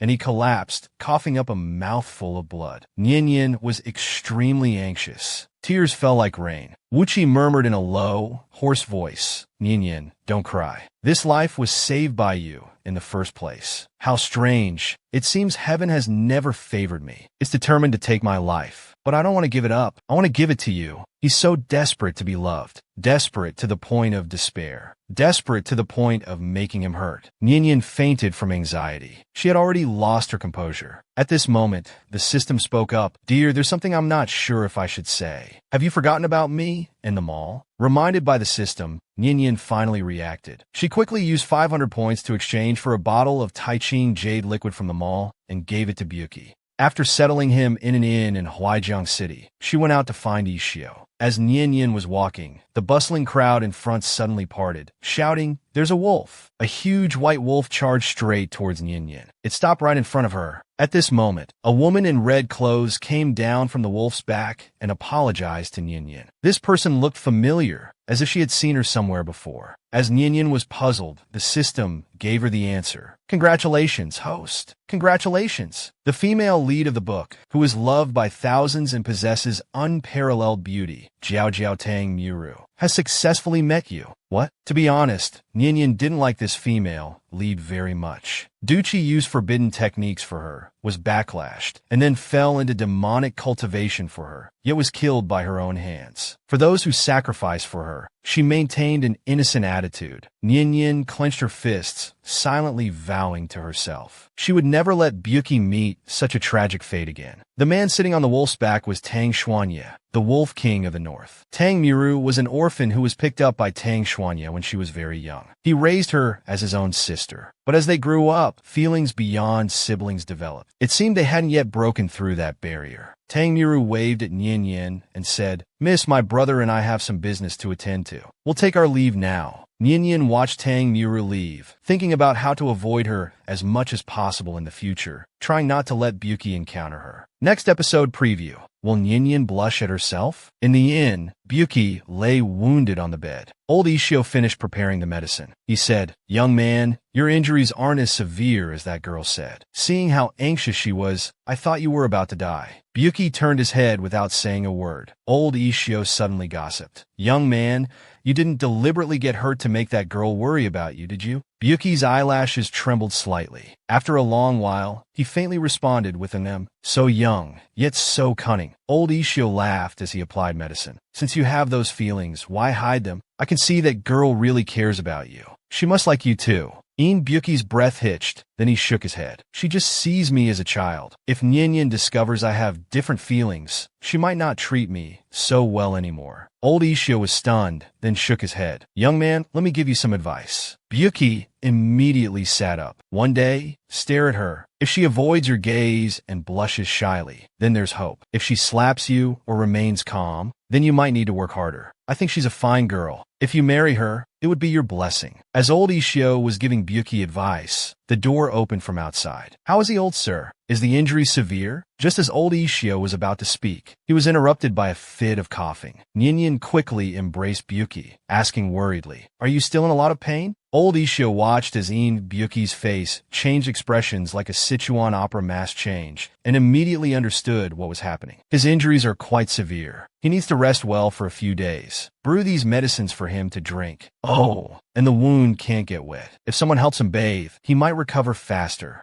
Jiang Nian Yin finally breathed a sigh of relief. "Thank you, sir. No need to thank me. His back wound hasn't been bandaged yet. You should wrap it up. I have to go now." Byuki obediently sat still as Nian Yin bandaged his wound. She also tied a pretty butterfly knot. Looking at the butterfly knot on his chest, Nian Yin sighed. "If only you were a little girl. I could braid your hair every day and dress you in pretty dresses." "I'm different from little girls," Byuki mumbled. Then, as if remembering something, he called out, "Nian Yin." Nian Yin looked at him, confused, meeting his gaze. Their eyes locked. Byuki kept staring, his gaze intense and deep. Nian Yin's heart skipped a beat, feeling inexplicably nervous. The room fell silent, an unspoken intimacy arising, making one's face heat up. Nian Yin turned her head away. Byuki recalled what old Ishio had said earlier. If she averts her gaze and blushes shyly, then there's hope. "Byuki, is there something on my face?" Nian Yin tilted her head to look at him, tucking a loose strand of hair behind her ear. Her eyes curved into crescents, a charming smile on her lips. Byuki suddenly looked away, inwardly berating himself for being such a coward. Byuki buried himself in the blanket. "Do you have a fever? Your face seems a bit red." Jiang Yin leaned over, intending to check his forehead temperature, but he dodged her hand. He mumbled, "Nian Yin,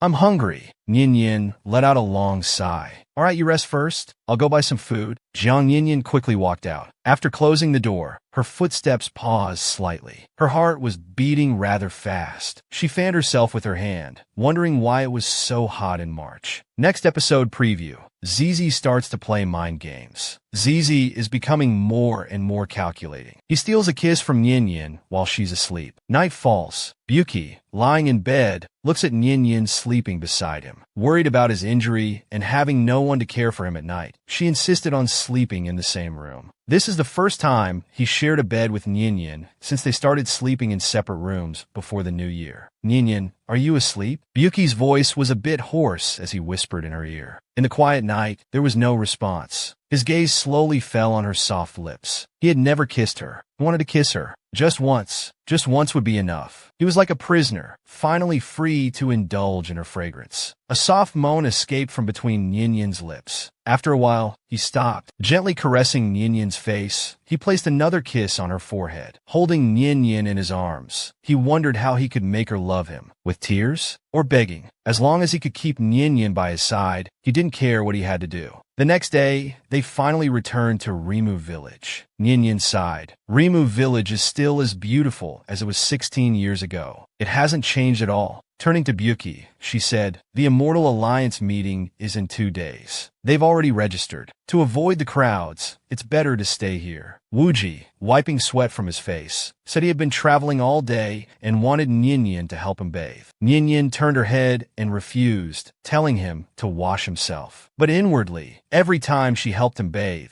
she felt an indescribable, inexplicable emotion that tormented her. Unexpectedly, the next moment, Byuki covered his mouth and started coughing. Yin was startled. Byuki, what's wrong? It's nothing. Maybe I moved too much earlier today, and the wound on my back reopened. Byuki lowered his eyes, wiping his mouth with his sleeve, and said, Yin, get some rest. I can manage on my own. As he turned to leave, there was a blood stain on the back of his clothes. His figure looked lonely. Yin regretted it immediately and chased after him anxiously. Byuki, wait. I'll help you wash. Her Zizi was so well-behaved, never troubling her with anything. If he wasn't so badly injured, he wouldn't have bothered her. She had been too picky. Byuki stopped, his eyes hiding a deep, unfathomable smile. But when he turned around, his expression was pitiful. Then I'll trouble Yin. In the bathroom, Yin looked at the wound on Byuki's back. What happened? How did the wound open so severely? Yin's eyes widened in disbelief.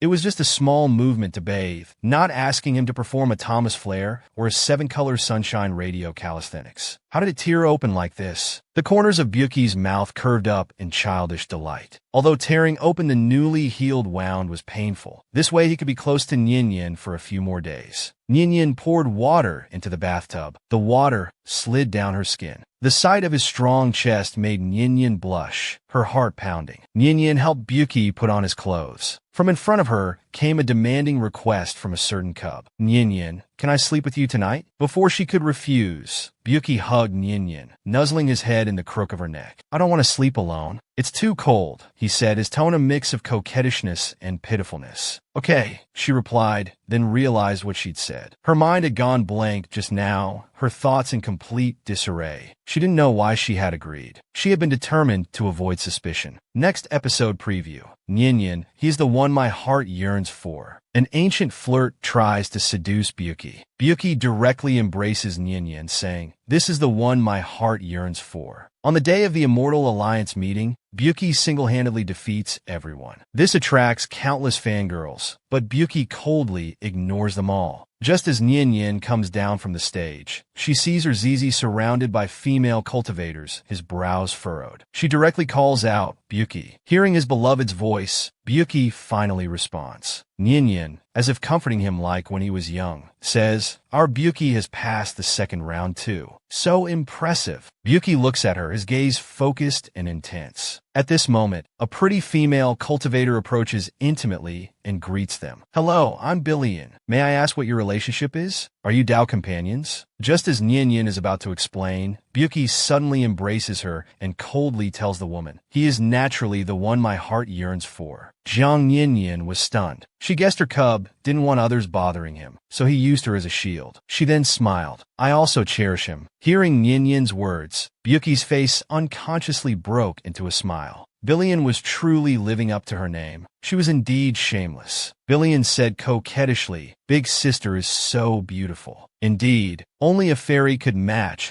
such an otherworldly man as Brother Een. The other day when you registered, I accidentally saw the name Een Byuki. It's truly a good name. Billion then moved closer to Nyin and said, "Sister, your makeup is so skillfully done. Unlike me, I don't even know how to apply makeup." Nyi's mouth twitched. So, she had encountered an ancient green tea bitch? Byuki directly blocked in front of Nyin. With a cold gaze, he said, "He is naturally beautiful and needs no makeup. If only I had a Tao companion like Brother Een. Not only extremely handsome, but also incredibly strong." Before Billion could finish, Byuki interrupted her. "I am Nyi's." Byuki's face was already showing impatience. His expression seemed to say, "Why won't this fly-like woman buzzing in his ear just leave?" Billion seemed unprepared for his response. With a bashful face, she said, "By the way, thanks to Brother Een for saving me earlier. You pushed me aside, otherwise I would have been knocked off the stage." Byuki mercilessly replied, "I pushed you because you were in my way. Very annoying. If I wasn't afraid of Nyin misunderstanding, I wouldn't want to say a single word to this woman."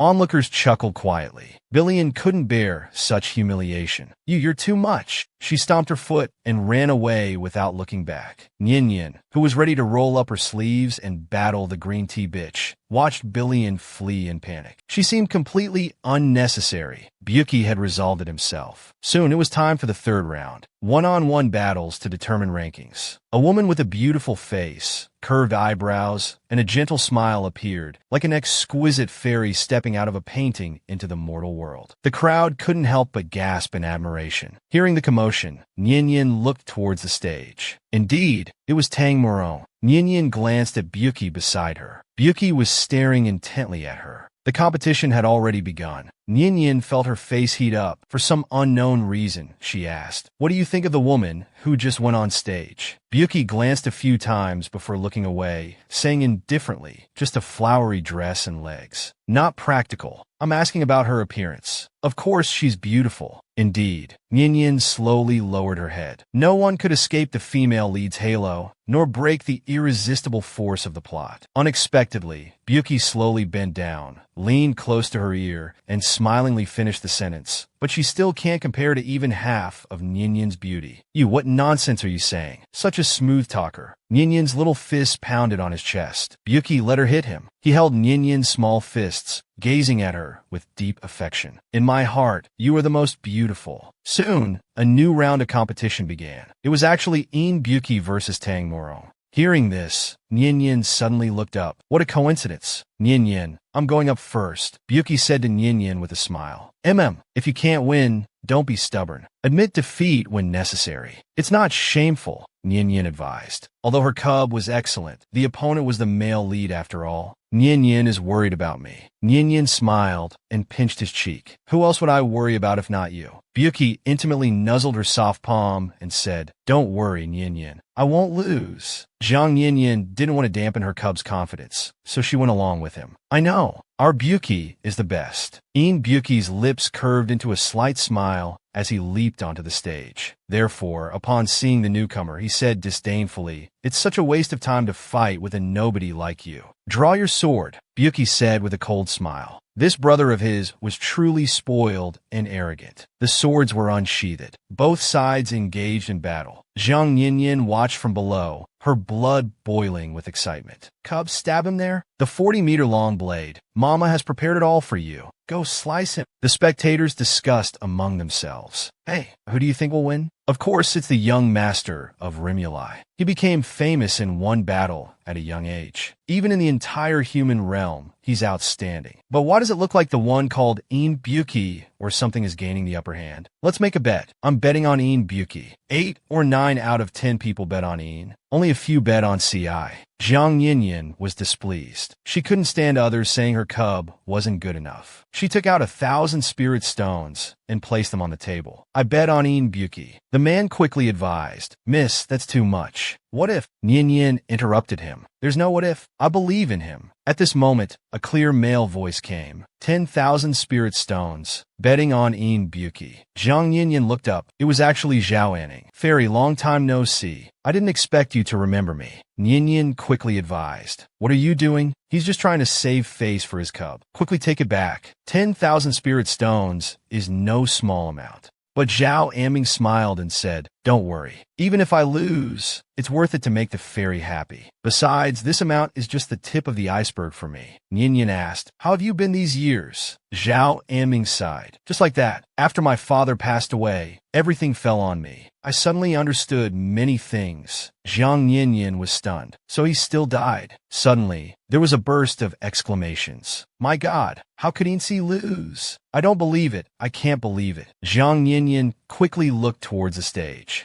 Zizi had won. On the stage, Insi's right arm was hit by an arrow, losing strength and kneeling on the ground. Insi, panting, said to Buki very unwillingly, I admit you're very strong, but one day I will defeat you. Oh, is that so? Buki looked down at Insi with a cold smile. I'll be waiting. After saying that, he turned and left. Zhang Yinyan and others divided the winnings. She tried to return Zhao Anming's share. Keep it fairy. I don't lack money. Een Buki came down from the stage. Seeing Zhao Anming standing beside Zhang Yinyan, his face darkened. He quickly walked over. He hugged Ninian tightly, nuzzling his head in her embrace. Ninian, I won. I did great, right? Zhang Ninian laughed softly. Her cub was indeed the best. Ninian, the wound on my back is hurting again. His voice sounded a bit pitiful, now somewhat weak and soft. Ninian patted his head. We'll apply medicine when we get back tonight. Can you blow on it? Zhao Anming's mouth twitched. How could this kid still be so clingy after growing up? He felt he needed to remind the fairy. Don't you think you two are too intimate? Are we? Zhang Yinyan looked puzzled. What's wrong with hugging my own cub? Men and women should keep their distance. Zhao Anming wanted to say more, but when he looked up, he met Een Buki's icy gaze. A hint of blood red was visible in the corner of his eye. His expression was clearly a warning. She is mine. Next episode preview.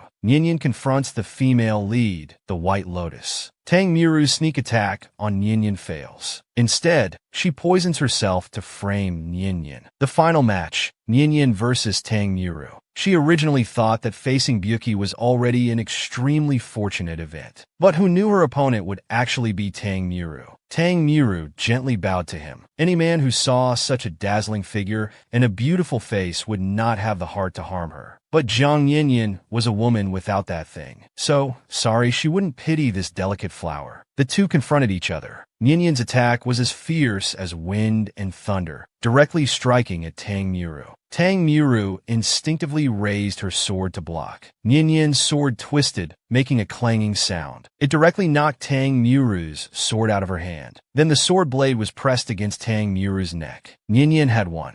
Just as Ninian turned to leave the arena, the originally delicate and weak Tang Miru suddenly had a cold glint in her eyes. She picked up the peach blossom sword from the ground, spiritual energy surging, and stabbed towards Zhang Ninian's back. Ninian's reaction was extremely fast. How dare she sneak attack? She quickly turned around to counterattack. A cry of pain was heard. Tang Miru's shoulder was pierced by Zhang Ninian's sword. Blood instantly soaked through Tang Miru's thin green gauze clothes. Two male voices called out Miru simultaneously. Tang Xuanye directly materialized spiritual power and struck towards Ninian. Ninian was stunned for a moment. At this time, with a boom, Buki was seen standing in front of her, forcefully blocking the attack. Ninian quickly asked Buki, "Are you okay?" Buki wiped away the blood from the corner of his mouth and said softly, "Ninian, I'm fine." Tang Xuanye wasn't in a good state either, with blood also trickling from the corner of his mouth. On the other side, Jayu picked up Tang Miru, his face anxious. "Miru, how are you?" "Jayu, brother, it hurts so much," Tang Miru sobbed. "I seem to have been poisoned." After saying this, she fainted. Hearing this, Jayu looked at her shoulder. The wound had already turned black and purple. Jayu's eyes showed a gloomy color. He pointed at Ninian. "You actually used poison." Ninian immediately realized the seriousness of the situation. She explained, "She attacked me first, that's why I wounded her. But I absolutely did not use poison." "You still dare to quibble?" "You woman, looking gentle, but with such a vicious heart. Even if Miru was wrong, how could you put poison on your sword? Nian loudly defended herself. I didn't. If my sword was poisoned, the blood she first shed wouldn't have been bright red. That black blood only appeared just now. Jie sneered. Are you saying Miru poisoned herself to frame you? She's so innocent. How could she do such a thing? If anything happens to Miru today, you won't live to see tomorrow. Tang Xuanye coldly interrupted them. First, take Miru to find the floating flower Saint Lord. We'll investigate the poisoning later. Take this woman and lock her in the water prison. Oh my, the female lead's halo is blinding. Everyone becomes stupid when encountering the female lead. But this isn't just stupidity anymore. This is simply a decrease in intelligence. Have they been possessed? Just as several cultivators were about to come forward to capture her, Byuki blocked in front of Nian. His eyes were blood red, and he said through gritted teeth, let's see who dares. Tang Miru thought she could get away with framing Nian, but she underestimated the floating flower Saint Lord, who directly exposed her lie. Tang Xuanye ordered the cultivators to capture Nian. Byuki directly stood in front of Nian to protect her. Seeing this, the cultivators said, please, Miss Jiang, come with us. Otherwise, don't blame us for being impolite. Nian had always been good-tempered, but this time she was also annoyed. I've already said I didn't poison you. Why are you locking me in the water prison? Nian then thought she couldn't confront them head-on. She quickly used Flying Uncle to send a message to Baichi Peak, asking for Zhifeng's help. At this moment, a long sword swiftly attacked Nian, but it was intercepted by someone's hand. Byuki stared intently at that cultivator. The cultivator was intimidated by the pressure released by In Byuki and unconsciously withdrew his sword. Jiang Nian rushed over, looking at the wound on In Byuki's palm. Nian, I'm in pain. In Byuki coughed a few times, his face seeming even paler. Jiang Nian's heart ached. She looked at Tang Xuanye angrily and said, you're going too far. Tang Xuanye coldly said, you hurt my sister. As her brother, I'm here to settle the score. The cultivators were about to come forward to restrain Jiang Nian. Let's see who dares to touch my little sister. Accompanied by an angry roar, the few cultivators present were unexpectedly forced to take a step back. The newcomer was Jingfeng. Nian quickly said, big brother, they're bullying me. She tearfully explained the situation. Don't worry, your big brother will stand up for you. He looked at his sword and said to Tang Xuanye, this sword was given by me. Bamboo and jade for the handle, spirit iron for the blade. If it touches any poison, it will turn black. But now it's still shiny. There's definitely no poison on that sword. Besides, since when does an outsider make decisions for our Rimu village? Although Tang Xuanye was the Wolf King of the North, he was still wary of Ji Yufeng. I didn't mean to give Miss Jiang a hard time. It's just that my sister is poisoned and unconscious, and the poisoner is unknown. At this moment, a cultivator rushed over and interrupted him. True, Lord Manhwa, Wolf King, please stop arguing. Miss Tang has woken up. The floating flower, Saint Lord asked me to inform you both that this matter has nothing to do with Miss Jiang. Ji Yufeng also realized he had misunderstood Nian and had to say goodbye. Nian was very grateful that Ji Yufeng came to help. She then took Byuki to Xinyu for treatment. Tang Miru had already woken up. As soon as Tang Xuanye stepped into the Medicine King Pavilion, his eyes searched everywhere for Tang Miru's figure. He quickly hugged Tang Miru. Brother, I'm fine now. Tang Miru looked pitiful. Nian was very annoyed, as expected of the female lead, who wouldn't feel sorry seeing her like this. Jiang Nian silently rolled her eyes. Tang Xuanye asked, what exactly happened? Jie said it had nothing to do with him. There was a soul-devouring nail on the stage that hadn't been cleaned up. When Miru fell, her wound might have accidentally touched it, causing the poison to enter her body through the blood. Jie awkwardly looked at Jiang Nian, his tone unfriendly. But no matter what, you still hurt Miru. Don't you have anything to say? I should be the one complaining. You arrested and hurt my baby for no reason. And now you're trying to force me to apologize? You must be dreaming. Nian directly spread her hands. All I want to say is drink more hot water. Meanwhile, Shinyu was checking Byuki's pulse. Nyenyen quickly asked, "How is he?" Byuki started coughing. Shinyu was exasperated. "Weak my ass." He was silent for a moment, then said, "His pulse is unstable. I'll prescribe some medicine for him to drink." After everything was resolved, Shinyu politely asked them to leave, saying he had something to tell Tang Miru privately. When everyone had left, Tang Miru spoke in a weak and delicate voice. "Thank you for saving me today, Saint Lord." Shinyu just looked at her and sneered. "Miss Tang, why did you smear poison on your wound and let others wrongly accuse Nyenyen?" Tang Miru actually has the ability of foresight. She even wanted to use others to kill Nyenyen. Tang Miru's body was poisoned. Shinyu directly exposed her. Tang Miru was stunned. "What are you saying, Saint Lord? I don't understand." "Stop quibbling. You were poisoned by the soul-devouring nail. But there's poison on your hands. The poison on your wound wasn't accidentally contaminated. It was deliberately applied." Tang Miru knew she couldn't hide it anymore, so she directly admitted that she did it. She gently pulled Shinyu's sleeve. "I did this for a reason. You can have jade dreams. I dreamed that one day in the future, the Mingqiao Academy will fully awaken. The human world will become hell, and Miss Jiang will be the head of Mingqiao Academy. That's why I wanted to eliminate her, to remove a hidden danger for the world. Why should I believe you?" Shinyu shook off Tang Miru's hand. His face showed displeasure, but he was already somewhat doubtful inside. To prevent panic in the human world, the news that the Mingxia resentful species had descended was currently only known to the 4 major immortal sections. How did Tang Miru know about it? Tang Miru continued, "I once dreamed that Miss Jiang helped you, Saint Lord,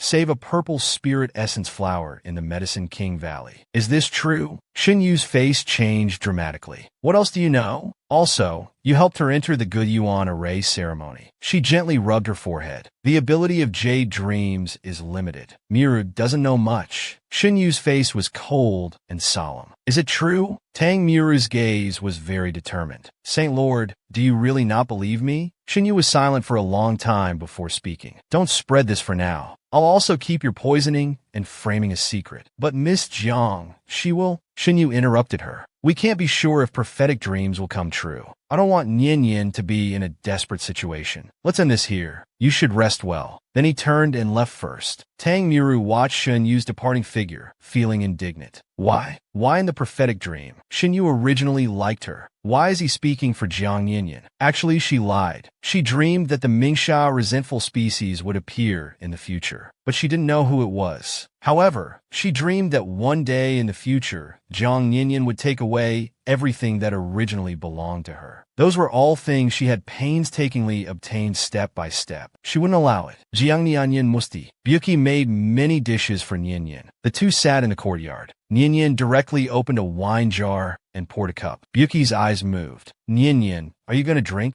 Just to celebrate. "We both won the competition today." In this life, he hadn't drunk alcohol yet. She drank it all in one go. He wasn't originally a lover of alcohol, but this wine was mellow and delicious. He couldn't help but drink a bit more. After half a round of drinks, Nyenyen felt dizzy. She really didn't expect this wine to have such a strong after effect. Seeing Nyenyen in a slightly tipsy state, Byuki's red eyes darkened. "Nyenyen, you're drunk." Nyenyen's head was spinning, but she still smiled and patted his face, saying, "Who are you? You look quite handsome, though." "Then am I more handsome, or is Byuki more handsome?" He knew she was drunk, but he felt the urge to tease her. Nyenyen stared at him blankly for a while. Then her voice was exceptionally firm. "No matter how handsome you are, you're not as handsome as my Byuki. My Byuki is the most handsome." "Then who do you like more?" Nyenyen answered without thinking. "Of course it's Byuki." Looking at her foolish appearance, Byuki's eyes darkened, and he directly kissed her lips. He kissed Nyenyen until she was breathless before letting go.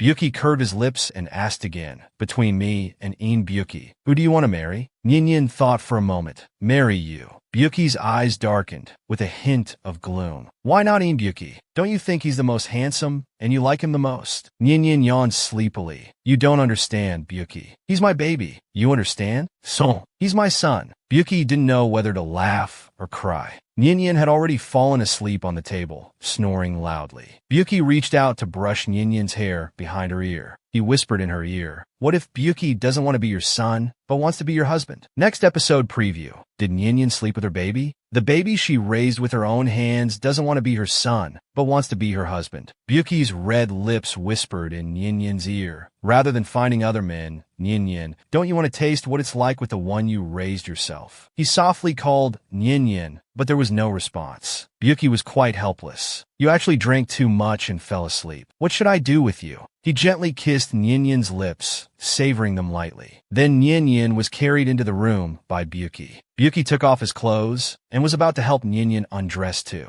Nyenyen's face turned red. Byuki, what are you doing? Unexpectedly, Byuki directly pounced into Nyenyen's arms. Nyenyen, I want you. Nyenyen shyly refused repeatedly. Byuki, we can't do this. But Byuki directly and domineeringly kissed Nyenyen's cheek, leaving her nowhere to hide. She was extremely shy. The next moment, Nyenyen sat up straight in bed, breathing heavily. She couldn't believe she had such a dream. Before she could recover, she looked to the side. This glance startled her. She was shocked. Zizi was lying in the same bed with her. That wasn't a problem, but why was he shirtless? Was she still dreaming? Nyenyen's trembling hand slowly lifted the blanket and glanced at Byuki. He was completely naked, like a proud rooster. Jiang Nyenyen, you damned woman. Not only did you drink, but you also had drunken sex, and you even slept with the child you raised. How despicable and shameless. At this moment, Byuki propped himself up, looked at Nyenyen, and called her name. Nyenyen looked at the naked Byuki, her heart trembling. Byuki, did we last night? Byuki was stunned for a moment, then realized Nyenyen had misunderstood. He wasn't wearing clothes because Nyenyen had vomited on him. His smile deepened. Seeing Byuki not responding, Nyenyen called out again. Then she put on a tearful expression. Nyenyen, I'm not pure anymore. He spoke pitifully, as if he had suffered greatly last night. Last night, Nyenyen was very rough. Not only did you take liberties with me and touch me all over, but you also did even worse things to me. Nyenyen was thunderstruck, instantly petrified. Nyenyen quickly covered his mouth. Don't say any more. Let me calm down. Nyenyen's head was about to explode. This time she was really in trouble. What should she do? Byuki looked at her scratching her head and asked, Nyenyen, do you regret it? Do you think my face is very ugly? And my body? If you're ugly, then there's no one handsome in this world. Then is Nyenyen displeased with my weak body, thinking I'll be a burden to you? How could that be when I worry so much even if you just cough once? Byuki nodded and continued. Then does Nyenyen think I'm not good enough somewhere? No. In my heart, you're perfect everywhere. Hearing Nyenyen's answer, Byuki finally smiled. Then Nyenyen surely wouldn't take advantage of me and not take responsibility, right? Haha, Nyenyen has completely fallen into the trap. The woman, because she drank too much, mistakenly thought she had slept with a man she raised since childhood. Moreover, having raised him for so many years, she indeed couldn't bear to hand him over to someone else. At most, his status would change from son to boyfriend, but she still felt guilty. However, having slept with him, she had to take responsibility no matter what. Byuki looked at her and called out in a low, hoarse voice. Nyenyen. Nyenyen took a deep breath. With a serious face, she said, Don't worry, I'll take responsibility for you. Hearing Nyenyen's answer, Byuki's blood-red eyes instantly became deep and profound. He pounced on her, pinning her to the bed. Nyenyen, I like you so much. I want you. Nyenyen's face turned red. Byuki, calm down. I'm not ready yet. Although she had read countless books, when it came to real action, she still chickened out. Byuki looked at the person beneath him, Nyenyen, but he wants to do even more outrageous things with Nyenyen. At this moment, with a bang, the door was forcefully opened. The two looked towards the door. They saw Meichi standing dirty at the doorway, full of question marks. Jiang Nyenyen took advantage of Byuki's distraction to get up and push him away. I am hungry. I'll go make breakfast now, Nyenyen said, and ran off, a blush appearing on her face. Byuki's red eyes stared at her retreating figure. Even the smile on his curved lips seemed to have faded a bit. Was he too hasty? It's okay. Even if Nyenyen doesn't like him now, she will like him in the future. After all, Nyenyen can only have him by her side, and Nyenyen can only be his. Nyenyen, who had fled the scene, stood in the courtyard going crazy. Her baby had learned bad things. Right off the bat, he said, I want you. This progress was too fast. She had no idea how boyfriends and girlfriends should interact. At this time, there was a knock on the courtyard gate. It turned out the results of the Immortal Alliance meeting's written test were out. Moreover, They had received an invitation to enter the realm of illusions. She hadn't expected that the first place in this meeting would actually be her own baby. As for Tang Morong, because she was injured and poisoned,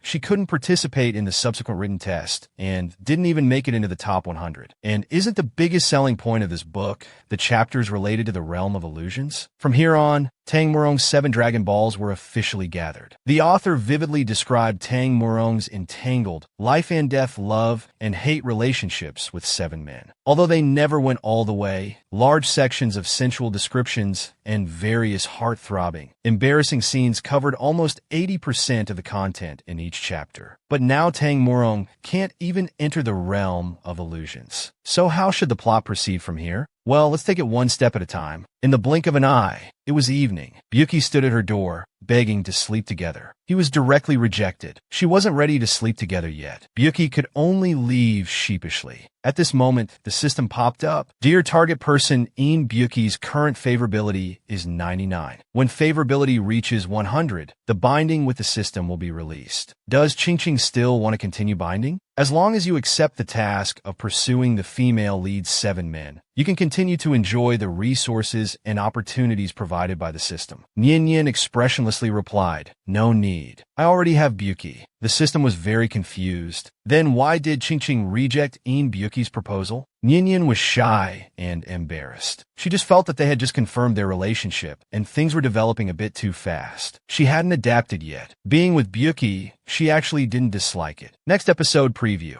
Tang Morong starts causing trouble. The woman had just confirmed her relationship with the cub she raised. The system wanted Yin to accept the task of pursuing 7 men. Without even thinking, she directly refused, because she already had a husband's aura. Just as Yin was about to rest, she was interrupted by a knock on the door. It turned out that the demon lord, Yi Ling Yuan, had been released by someone. They needed to bring everyone to investigate. Yin suddenly realized that in the original book, Tang Morong had released the demon lord for her own selfish desires. Calculating the time, it should be tonight. Logically, she had nothing to do with this matter. She wanted to see what tricks Tang Morong was up to. Everyone was gathered at Rimu Village. The main hall of Jingu Peak was crowded with people, whispering and discussing. Byuki leaned on Yin, looking weak and innocent. I'm so sleepy. Yin said gently, be good. Once that person is caught, we can go back. There was a commotion at the entrance. In Ruxu hurriedly entered with the guards from the demon-seeking tower. When Shirley stepped forward and asked, Master In, is there any news from those chasing the demon lord? In Ruxu shook his head and said, no, he escaped. One of the guards, with a complex expression, stepped forward and said, True Lord, we know who released the demon lord. The guard looked around the crowd and directly pointed at Yin, saying hatefully, it's her. The woman was truly caught in the crossfire while lying down. The demon lord was released, and they actually framed Yin. Byuki's face instantly darkened, looking at the guard with unfriendly eyes. Yin said sternly, I have no grudge against you. Why are you falsely accusing me? Again, with these framing tactics, Byuki directly sneered, convicting based on one-sided words. Is this how Rimu Village handles things? Of course not. The guard took out a Chinquan bag from his bosom. He continued, this was found near the demon-seeking tower. The Chinquan bag contains various precious herbs. The spiritual energy on them all comes from you, with both witness and physical evidence. What else is there to say? Zhang Yin looked at the Chinquan bag in surprise. That was indeed hers. It was the one she gave to Xinyu yesterday. But why was it here now? This is indeed mine. But I gave it to the floating flower Saint Lord yesterday. I don't know why it appeared at the demon-seeking tower. Why don't we ask the master to confront him? Enrux's sighed. The divine oracle left yesterday. Rimu Village went down the mountain to save people. They won't be back for at least half a month. In that case, why not use soul-searching magic? Use spiritual power to explore my soul. Surely a stone soul won't lie. Byuki quickly stopped her. You can't do that. It's too dangerous. Zhang Yin continued, I'm not the one who released the demon lord, but all evidence points to me. To prove my innocence, we need to search souls. But if we're going to search, it should be both you and me. Yin pointed directly at Tang Muru.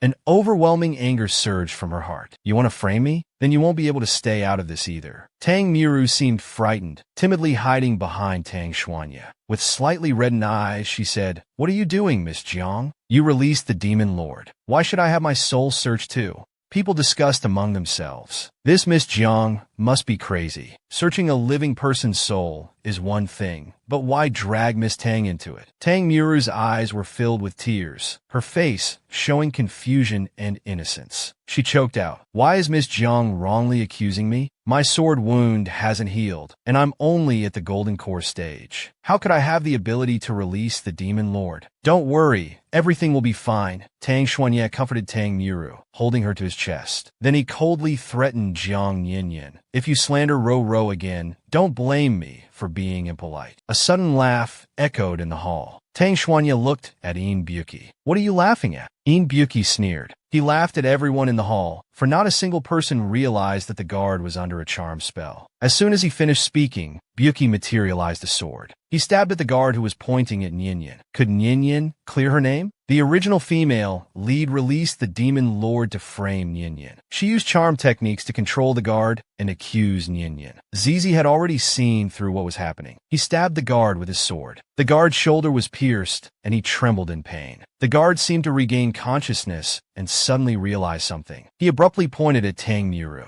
"It's her. I remember now. She's the one who released the Demon Lord." Tang Muru seemed not to have expected things to develop this way. "You're talking nonsense. Weren't you still near the Demon Tower? You picked up his Chinquan bag." "I don't have that thing." A familiar male voice came from outside. "Well, I was wondering why Chingu Peak was so lively tonight." Everyone looked towards the door. Who else could it be but Xunyu? When Shirley glanced at him, "Xunyu, didn't you go down the mountain?" "I was halfway down when I realized I was missing something." As he said this, Xunyu's gaze shifted. Looking at Tang Muru, he raised an eyebrow and said, "Miss Tang, you stole my Chinquan bag. It's time to return it, isn't it?" Could it be that Miss Tang released the Demon Lord, stole the Chinquan bag, and framed Miss Jiang? Tang Muru's face turned pale, knowing that her scheme had been exposed. She quickly knelt down. "I'm sorry. I was the one who released the Demon Lord. I've let everyone down. Ro, how could you be so foolish?" Tang Xuanye's usually expressionless face showed shock. Tang Muru had originally thought that by releasing the Demon Lord, he would become her servant. But this was extremely risky. She had planned to frame Jiang Yinyin, but didn't expect to be seen through by that venomous spirit. "Qing, a true lord, think of the deceased seniors. This matter can't be overlooked." When Shirley nodded, his cold voice rang out. "According to sect rules, this crime requires the removal of cultivation and the punishment of bone-refining nails." Several cultivators walked towards Tang Muru. "Miss Tang, you've offended us. Step forward, and I'll see who dares to touch her." As Tang Muru was about to be seized, Jieyu stepped forward to block them, his eyes showing a manic look. When Shirley directly knocked him down with one move, Tang Muru was extremely distressed. In the commotion, Tang Muru fell to the ground, her skirt flipping up. It revealed half of her lotus-like slender leg, with a small red lotus birthmark on it. "Isn't this mark the same as the one on the nine-tailed fox's leg that appeared on the 10 Entrances 9 Mysteries mirror that day?" Ian Ruoxu's eyes widened. The nine-tailed fox clan has an innate talent for charm. With a little learning, they can master charm techniques. Moreover, the mark on her leg is indeed that of the nine-tailed fox. Therefore, Miss Tang's cultivation cannot be removed. Why don't we let her cultivate for some time, then capture the Demon Lord again? That would balance out her merits and faults. For now, let's detain her and wait for further instructions. With the truth revealed, Nyenyen and Buki returned to their own quarters. Buki directly suggested living together with Nyenyen, so they could look after each other. Nyenyen thought about it. Buki was right. The plot had already deviated from its course. It would be safer to stay together. As Nyenyen was bathing, she pondered recent events. What exactly did Tang Muru want to do? Buki called out to Nyenyen from behind the screen. Nyenyen quickly put on her clothes. Buki hugged her from behind. He held her so tightly that she couldn't break free. In a low, hoarse voice, he said, "Let me help Nyenyen dress. Don't reject me, okay?" Jiang Nyenyen's face flushed red, her heart nearly jumping out of her chest. But she still maintained a bit of rationality. Turning around, she asked, "Is there a possibility that because you've lived with me since childhood, you've mistaken your dependence on me for love?" His crimson eyes stared at her, saying with utmost sincerity, "Nyenyen, I don't know why you would think that, but I'm very clear. My feelings for you are not dependence, but love between a man and a woman. Every moment, I want to hold you like this, kiss you, caress you. All these feelings were born because of you. Just thinking about you leaving me and being with another man drives me crazy with jealousy. Nyin, I love you. I've long been unable to live without you. Every word Byuki said struck her heart, being confessed to so passionately. How could she not be moved by such devoted love? Nyin was stunned by Byuki's confession. Byuki, lower your head a bit. I can't reach you. Her face was full of shy desire. Byuki was stunned. Those crimson eyes were overflowing with desire and longing. Nyin wrapped her arms around his neck and kissed him. Byuki, I'm yours. I always will be. Thank you for loving me. Maybe right now, my feelings don't match yours in intensity, but I'll gradually fall in love with you. Are you willing to wait for me? Byuki was overjoyed. He had finally received Nyinyin's response. He would definitely not let her down. At this moment, the system popped up, saying, "Congratulations, host. Congratulations, host. The target's favorability has reached 100. Host has successfully passed the initial stage." Nyin suddenly realized that reaching 100% favorability meant being with Byuki. The rest of the plot depends on Qingqing's own efforts. The system will now unbind from you. Nyin was stunned. She wanted to say something, but the system had already disappeared. Byuki, seeing Nyin in a daze, quickly asked, "What's wrong?" Nyin sighed. "It's nothing. I just suddenly feel a bit tired." Afterwards, they went to rest. In a few days, they would participate in the Illusion Realm trial. 3 days later, a huge magic array was drawn in the center of the square. It was full of spiritual energy, creating a magnificent scene. Many disciples were already standing there. The peak masters of various peaks had also been waiting for a long time. The illusion realm was created from imagination. Inside, there were various beasts, all appearing according to the strength of those who entered the array. Within the realm, injuries wouldn't cause actual harm, only pain. Nyin glanced around, puzzled. Why was Tang Miru here? Wasn't she expelled? Zhang Nyin muttered to herself. Buji explained. Regarding the previous Demon Lord incident, rumors that Tang Miru is from the Nine-Tailed Fox clan have already spread throughout Rimu. Een Ruaxa said that Tang Miru's cultivation is still shallow, so she should stay in town to cultivate further. Nyin thought to herself, participating in the trial together, I wonder what tricks Tang Miru will play this time. I need to be even more careful. Byuki looked at the array beneath his feet with curiosity. His eyes darted around, and he thought to himself, this is not good. Nyin needed to leave quickly. He grabbed Zhang Ninyin's hand and ran towards the town's exit. But they were still a step too late. A red light flashed, and 100 disciples disappeared before their eyes. All the peak masters were stunned. Everyone was participating in the Illusion Realm trial, who knew that the array wasn't for entering the Illusion Realm at all, but a teleportation array. By the time Byuki realized something was wrong, it was already too late. A red light flashed, and 100 disciples disappeared before their eyes. This was a small town. The ancient Long Street Market paved with bluestone was very lively. Suddenly, hundreds of people appeared out of thin air on the road, startling the passers-by. My goodness, it's magic. Could these be immortals from the heavens? The women were already stunned, as if seeing so many handsome people for the first time. Each one had an extraordinary aura, looking like immortals, very alluring. Even many men came to join the commotion. Byuki stood still without a word, frowning as he looked at his surroundings. Suddenly, many pouches were thrown towards Byuki. Look at that one. I've never seen such red copper before. He's truly handsome. Zhang Nyin picked up a pouch and looked at it. It seemed that throwing pouches was their custom of expressing admiration. Byuki's long black eyelashes fluttered for a moment. His tone was a bit low. Nyin, do you mind? What's there to mind? They're admiring you, Nyin said with a gentle smile. Byuki turned his head and said, but none of them are as beautiful as Nyin. Nyin looked at Byuki tenderly. This awkward child, if he wanted something, he should just say it directly, instead of beating around the bush to get her words. Noticing his expression was a bit off, she probed. How about I make one for you another day? Then I'll trouble Nyin, he answered promptly. An old man, trembling and leaning on a cane, wobbled over. Oh, looking at your attire, are you cultivators? Indeed we are, Nyin replied. The old man was very excited. He grabbed Ninyin's hand, his eyes full of expectation. Immortals, have you come specifically to drive out the demons from our Qinghe town?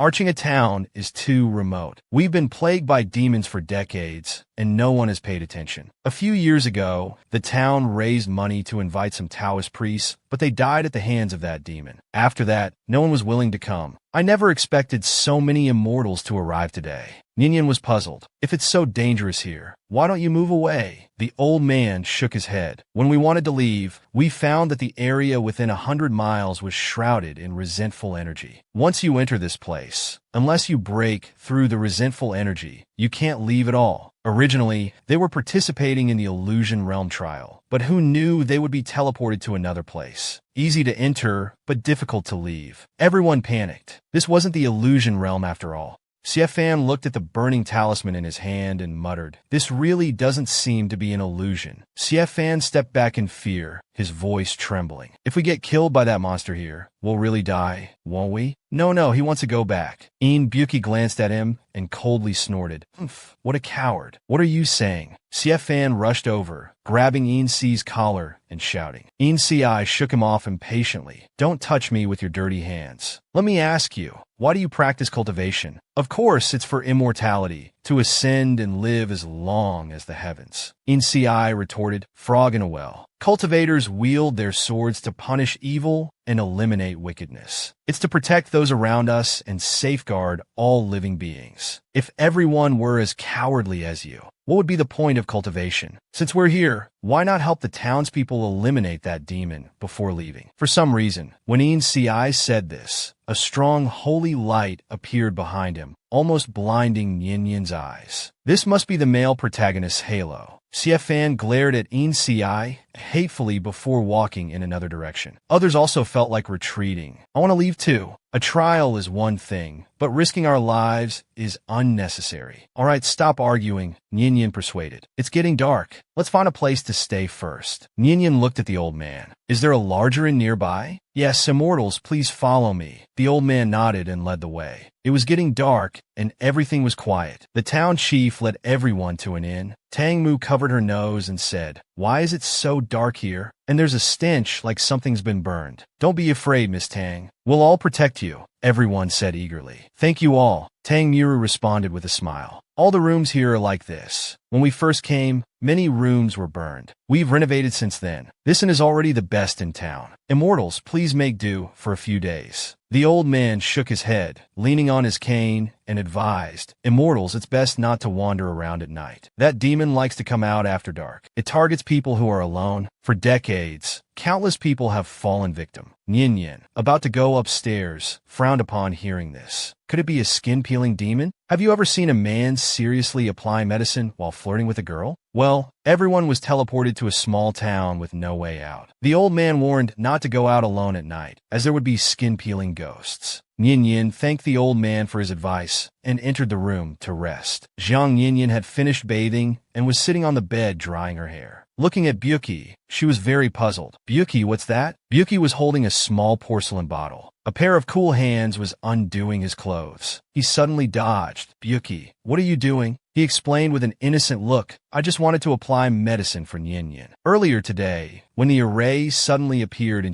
Town, didn't Ninian hurt her waist in the fall? Ninian's face turned red as she refused. "No need. I don't think it hurts much anymore." If Ninian doesn't apply medicine, what if it gets worse? Ninian reached out. "Then give me the medicine. I'll do it myself." Buki's eyes darkened. Why was Ninian still so distant with him? They were already partners. Why couldn't she rely on him a little more? Hearing what Buki said, Ninian also knew she was somewhat wrong. She shouldn't always reject him. Ninian loosened her waist clothes, saying shyly, "Buki, you can help me apply the medicine." At this, Buki's face immediately lit up with joy. He applied the cool ointment to Ninian's delicate skin. It tickled Ninian, making her retreat repeatedly. Buki directly pulled Ninian's slender waist into his arms. "Don't move, or the medicine will be wasted. Be good, Ninian. Just bear with it a little longer, okay?" After finishing everything, he walked towards the door. "Ninian, rest first. I need to go out for a while." "So late? What are you going out for?" Buki said, "I heard that demon likes to come out at night. I'm going to meet it. They say women are made of water. But would you like a skin-peeling ghost?" After helping Ninian apply the ointment, Buki prepared to go out, to see what kind of creature this demon really was. Hearing this, Nyin immediately wanted to go with Byuki. Without waiting for his objection, she continued, I'm worried about you going out alone. The bustling daytime streets were now empty. Walking on the street, a gust of cold wind blew by.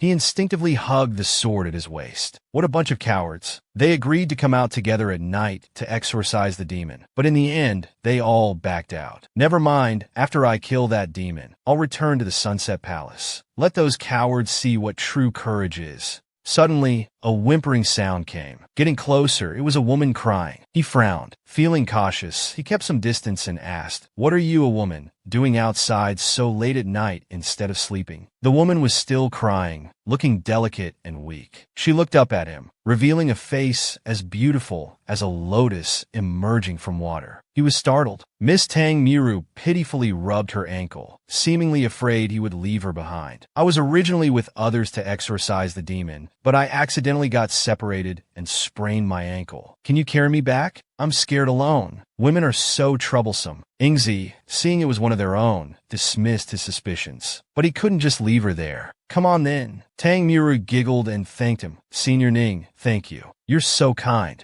Ingzi carried her out of the alley onto the main street, but he felt increasingly uneasy. The person on his back was getting lighter and lighter. Her whole body became wet and sticky, as if she had just run out of water. He hadn't had much contact with women, only hearing his father say that women were made of water. Tang Miru suddenly interrupted his thoughts. Signorine, do you think I'm beautiful? Ingzi grumbled. Don't all women look the same? What's there to be beautiful or not? Is that so? Then let me show you my true appearance. As she spoke, Ingzi heard the sound of flesh tearing from behind. What the hell is this? It's too scary. He saw the skin-peeling ghost rip off the human skin mask on its face. Damn, what kind of ghost is this? Ingzi violently threw the thing on his back away. If nothing else, it was too ugly. What kind of demon dares to come out and harm people? Ingzi steadied himself and thrust his sword. The demon wasn't angered. Still smiling, it said, Good child, why are you so rude to me? Let's just give you a kiss, okay? I'll kiss your big ghost head. Inci shouted, infusing spiritual power into his sword, slicing off the female ghost's hair in one stroke. The demon seemed enraged and lunged at Inci.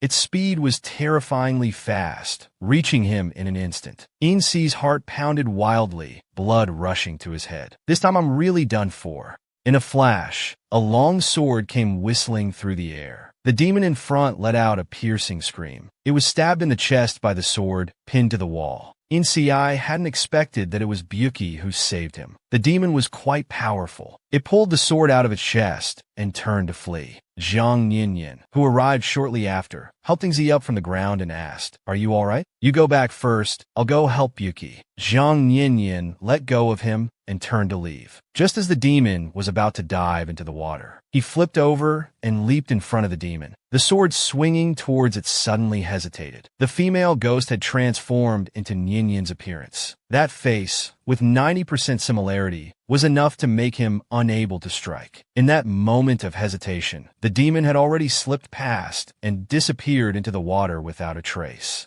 Nyin and Ingzi also rushed over upon hearing the commotion. The poisonous skin-peeling ghost escaped. That thing can freely conceal its aura and change its appearance. It's neither demon nor monster. I've never seen anything like it before. That's not a demon or a monster. A male voice came from the mist. The skin-peeling ghost was too scary, and it even transformed into Ninyin's appearance. It dove into the water and escaped. At this moment, a man's voice came. Who's there? Byuki shouted sternly, standing in front of Nyin. Don't attack. I'm on your side. My name is Songshur. I'm also one of the cultivators entering the illusion realm for trials. What you were chasing earlier wasn't a demon or monster. It's the soul of a dead person. Some of them haven't entered the underworld and continue to wander in the mortal world, causing harm as vengeful spirits. How do you know this? I just like to read about strange occurrences. Nyin said, Since the spirit has escaped, let's head back to the inn first. Ingzi blocked Byuki and said awkwardly, Thanks for saving me earlier. About what happened at the Immortal Alliance meeting, I apologize. Byuki interrupted him directly. What exactly do you want to say? I don't know why, but you give me the feeling of an older brother. We even have the same surname. Why don't I acknowledge you as my brother? Byuki clicked his tongue, his face expressionless. Young Master Yin's status is noble, a heaven's chosen one adored by thousands. I'm not worthy. Seeing Byuki's cold and distant attitude, Si somehow felt choked up. Actually, I originally had a brother. Hearing this, Byuki instantly held his breath. Brother? Laughable. Where did you get a brother from? That useless brother of yours was born with an evil fate. He's long dead. Shut up. I won't let you talk about him like that. Insi's voice was filled with tears and anger. Byuki's hand, hidden in his sleeve, slowly clenched and trembled. Why are you putting on this act here? Yin held Byuki's hand, her eyes feeling a bit sour. She turned to Ingzi and said, "This matter can't be forced. Let it go, Byuki. Let's leave." She knew Byuki harbored resentment and didn't want any more entanglements with them, which was understandable. Then, unnoticed by anyone, a mark of the red spider lily slowly appeared on Byuki's neck. What's wrong with Byuki? The skin-peeling ghost had escaped, so they could only return for now. Back at the inn, Yin was already drowsy with teary eyes. Byuki, standing behind her, suddenly wrapped his arm around Yin's waist. He pushed her down onto the bed. Byuki, what's wrong with you? She looked up and saw the pattern on Byuki's neck. She tore open Byuki's clothes and stared in disbelief at the red spider lily. What's going on? Byuki's state was clearly not right. Could it be related to this pattern? Byuki suddenly grabbed Yin's wrist. He bit down on Yin's neck. Yin's voice trembled. Let go, you're going to bite it off. Were you reincarnated as a puppy? When Byuki finally released her, there was a clear blood mark on her neck. He seemed to have calmed down. His breathing gradually became even. He buried his head in her neck and fell asleep in Yin's arms. The red spider lily on his skin had disappeared. This ungrateful one, doing bad things and then not caring about it. Yin settled Byuki down. That pattern looked very ominous. It actually needed to consume blood to disappear. The next morning, Yin was still asleep. Byuki's trembling hand caressed her neck. Looking at the bite mark on her snow-white neck, his expression was complex. His red eyes darkened. From childhood until now, this was the first time such a thing had happened. He had lost control and hurt Yin. He truly deserved to die. Yin opened her sleepy eyes. She had just woken up, her tone soft, making one want to bully her. Yin, I'm sorry. I lost control last night. What happened to you yesterday? And that pattern on your chest, why have I never seen it before? Last night, he wasn't clear-headed. He only felt that the fragrance emanating from Yin's body made him feel at ease and fascinated. That scent tempted him to kiss her. Yin, I'm sorry. It's my fault you got hurt. It's okay, Byuki. I don't blame you. The wound isn't deep. It will heal quickly. He thought to himself that when they got back, he should ask Shinyu if Byuki was sick. This man had gone mad, tearing and biting his woman. The next day when they woke up, the man was very apologetic. Does it still hurt here in Yin? He gently licked and kissed the wound. It doesn't hurt anymore. Yin smiled and pushed Byuki away. Be good and go downstairs to eat. Downstairs at the inn, cultivators were discussing. Those dozens of cultivators who were clamoring to leave yesterday were all dead. Dozens of skinless corpses were curled up in the river. They had all been fished out this morning. Could it be fake? Yin recalled the original story. This wasn't right. The originally 18-plus Illusion Realm drama had suddenly been altered. They had inexplicably arrived in such a ghostly place. As she was thinking, she caught sight of Song Sure walking over. Miss Jiang, may I sit here? I don't mind. Jiang Yin hugged Byuki protectively, like a dog guarding its food. What do you want? Song Sure looked embarrassed. Why so nervous? I'm not going to fight you for him. Regarding the ghost from last night, I've found some clues. I suddenly remembered a book of strange tales I read before. The book recorded an ancient race called the AI people. They like cool and damp places, are good at swimming. Their skin is an excellent treasure. It can not only be eaten to nourish meridians and increase cultivation, but can also be used for disguise and concealing one's aura. Byuki thought, could the ghost that escaped last night be an AI person? Then if the AI people are so powerful, how did this place become a town inhabited by humans? That's because the AI have a fatal weakness. They fear spirit fire. Songshur continued, combining yesterday's observations. Thinking carefully, I've deduced some things. 100 years ago, the AI people live here. Later, someone coveted their skin, so they found ways to use fire to kill them, strip off their skin and flesh, to eat or wear. Many cultivators who heard this vomited out the breakfast they had just eaten. Songshur took out some talisman papers from his bosom. Based on my memory, I've drawn the talismans from the book. Whether it's a living AI or a ghost, these talismans can be used to find their general direction. The urgent task now is to find them and exterminate them with fire talismans. Only then can the resentful energy dissipate. Otherwise, we'll be trapped here forever. Songshur took out the talisman papers. The papers trembled in the air for a moment. Then suddenly, it stuck to Nyenyen's body. In an instant, everyone in the inn turned their gaze towards her, showing affection to the young lady. Some cultivators near her took a few steps back. Byuki's lips pressed together, coldly spitting out 2 words to Songshur. Explain yourself. Songshur looked at the talisman in confusion. The talisman is definitely not wrong. I remember clearly. It was drawn exactly according to the method in the ancient text. At this moment, Tang Miru cried out, "Ah, the person who switched the magic array and brought us here. Could it be Miss Jiang?" Byuki's face was cold, his eyes glaring angrily at her. If you can't speak properly, then don't speak at all. No one's treating you like a mute. Tang Miru looked very innocent. Songshur said the talisman wasn't wrong. If she's not an AI, then what is she? You're still protecting her. And the talisman stuck to Jiang Nyenyen's body. Are you going to let all of us die here with her? She started crying pitifully. This crying stirred up the already low atmosphere. That's right, I've always felt something was off about her. Therefore, he said, is there some misunderstanding here? Miss Jiang doesn't seem like that kind of person. But the cultivators wouldn't listen. They just angrily said, Byuki, hand her over. Byuki held Jiang Nyenyen in his arms, feeling her dependence on him. His thin lips curved into a slight smile. All of you here combined can't beat me. If you don't believe it, you can try. Songshur's talisman paper stuck to Nyenyen's body. Everyone was shocked and frightened. They still wanted to harm Nyenyen.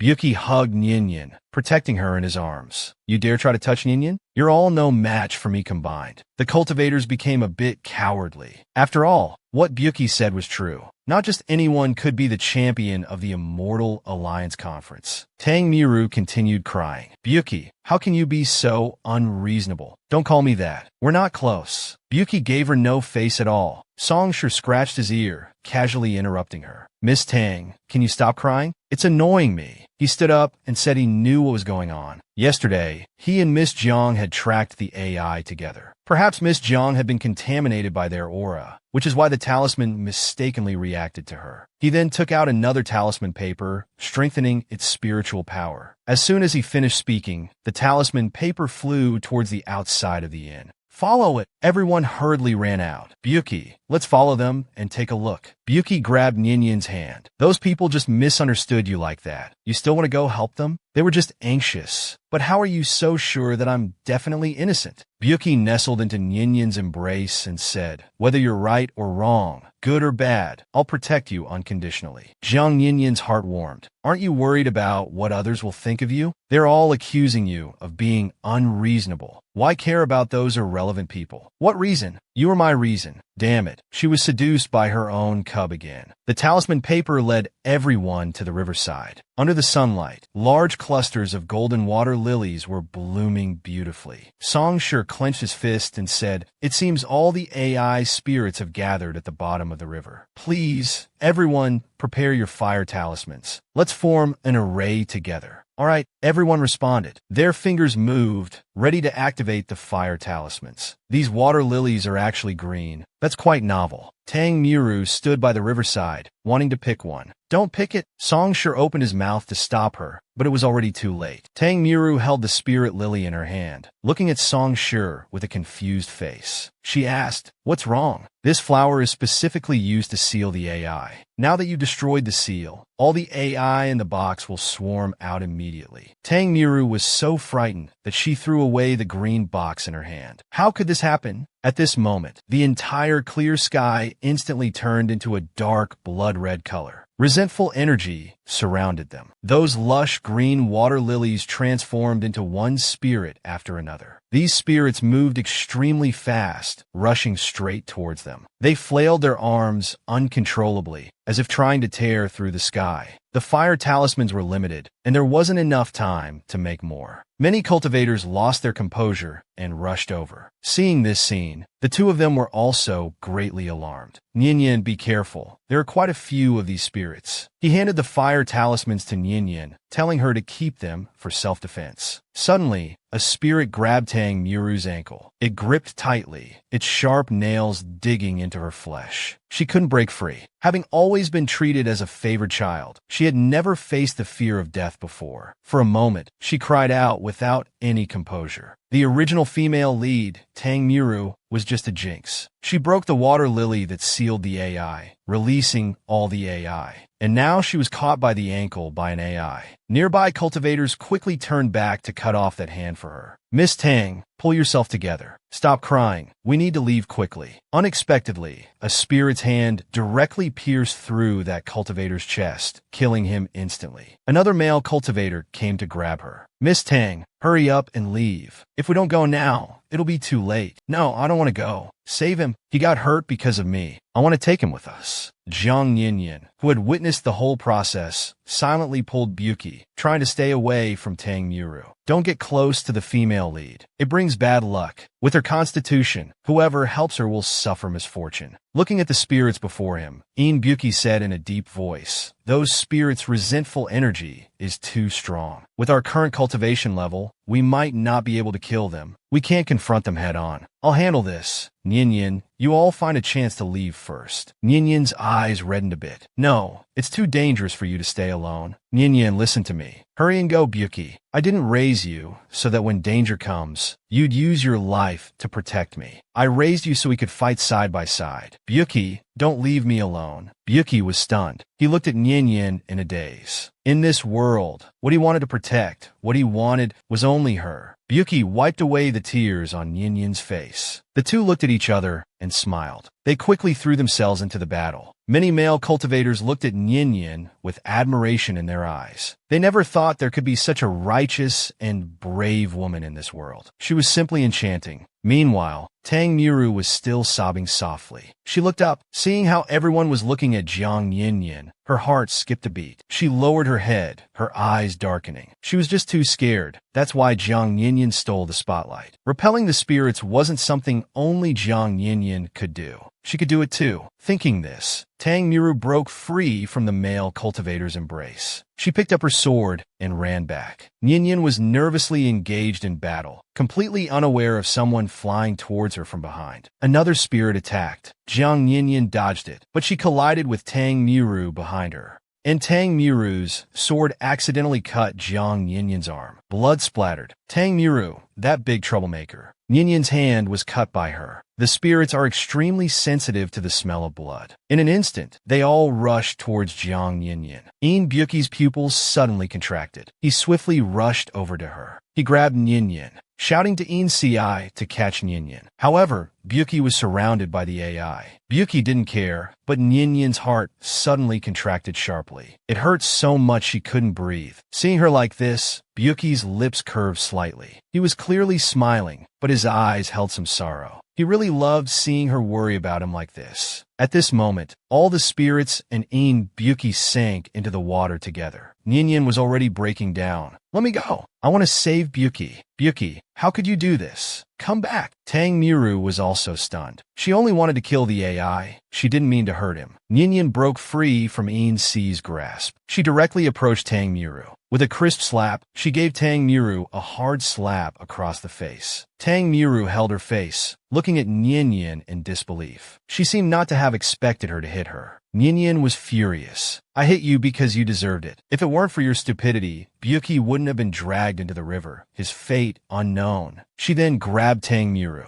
If you hadn't picked that water lily out of boredom, the spirits wouldn't have gone berserk. If it weren't for protecting you, those cultivators wouldn't have died. If you hadn't stupidly turned back, Brother Ian wouldn't have been swallowed by the spirits. Tang Miru couldn't hold back and started crying again. I was just trying to help. Why are you being so mean to me? I didn't expect things to turn out like this. You think you're the only one who's upset? Do you know how upset I am? The cultivators tried to mediate. That's right. Miss Tang didn't mean it. What's done is done. Nian gritted her teeth and said, Cry, cry. All you do is cry. Do you want me to throw you down there too? Let you taste what it's like to be torn apart by the AI. Byuki fell into the water along with the AI. Nian was completely devastated. In an instant, a loud bang was heard. Nian had already jumped into the water. Because Byuki was her person, even if he died, he would be her ghost. He was someone who hated the cold so much, she couldn't let him stay alone in this icy water. No matter what, she had to bring him back. She cast a water-repelling spell on herself and actively searched for Byuki's figure in the water. She saw an AI appear. The AI would be attracted by the smell of blood. Following, it would surely lead her to Byuki. The spirits around Byuki turned into streaks of black gas, entering his body. It didn't seem like they were eroding his body, but rather being devoured by him. Finally, as the last streak of black gas disappeared, Nian swam over quickly. He lay there quietly. There was a dark iron sword on his body, not his original one. It was bright red, with the blade covered in dense black runes. The hilt was inlaid with an unknown stone, emitting an eerie light. Nian touched his face, her tears mixing with the river water. Byuki, I've come to take you home. I'm sorry for making you wait here alone for so long. But just as she embraced him, the person in her arms suddenly opened his eyes. He suddenly gripped Nian's neck tightly. The force instantly cut off all air. Byuki, are you trying to kill me? Byuki pulled Nian close and bit her neck. It hurts, doesn't it? This state is exactly the same as that night at the inn. What's going on? Byuki, let go quickly. I can't breathe.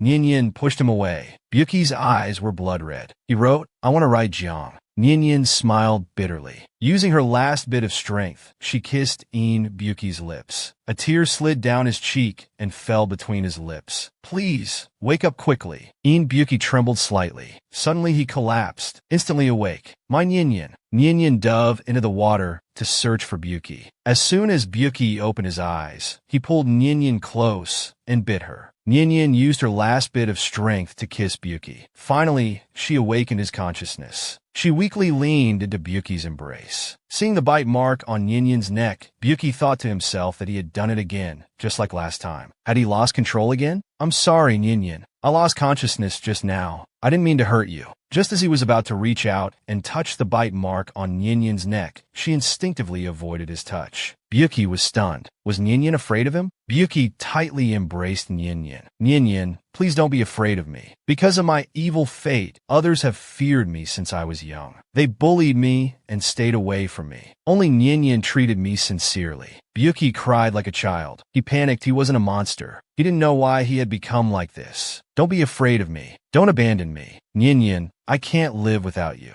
Nian's head was buzzing. She shook her head and saw her little one crying heartbrokenly. Byuki, what's wrong with you? Byuki lowered his eyes. Nian, do you also think I'm a monster? Are you afraid of me and don't want me anymore? Nian was speechless. She had just been a bit dizzy from lack of air and hadn't heard clearly what he said. How could you think that? It's ridiculous. She gently wiped away Byuki's tears. If I really thought you were a monster and didn't want you, I wouldn't have risked jumping into the river to find you. Silly Byuki hugged Nian, whimpering. Already used to his quick mood changes, she said, all right. The water barrier is still effective. Let's go up first. Nian rescued Byuki. The two emerged from underwater. The river water had been stirred up by Byuki's uncontrolled spiritual power. Even the cultivators on the shore were splashed and couldn't open their eyes. It was a mess. They used spells to block the fierce energy. What's going on? Songshur said in a deep voice. Someone's cultivation level has advanced. Tang Miru was knocked back several steps by the force. She fell to the ground and coughed up blood. She fainted. The people standing on the shore were also shocked. The cultivators were inexplicably excited. Look, they're coming out of the river. Byuki carried Nian and landed on the shore. No one dared to mock him anymore. The looks they gave him were all of awe. Byuki had just put Nian down. Ci pounced and hugged Byuki's waist. Brother you're all right. That's really great. Byuki was exasperated. I have mysophobia. Stay away from me. Songshur raised an eyebrow and said, You actually came out alive. Your cultivation even advanced 2 levels. It seems misfortune turned into a blessing. He glanced at the sword in Byuki's hand and asked, Did you find this sword at the bottom of the river? Byuki flicked his wrist, and the red iron sword disappeared. Everyone was dumbfounded. Even Songshur was shocked. Since ancient times, weapons have had spirits, but they were all man-made. There had never been a weapon formed from one's own soul power. But Byuki had done it. So what happened to you at the bottom of the river? And how did those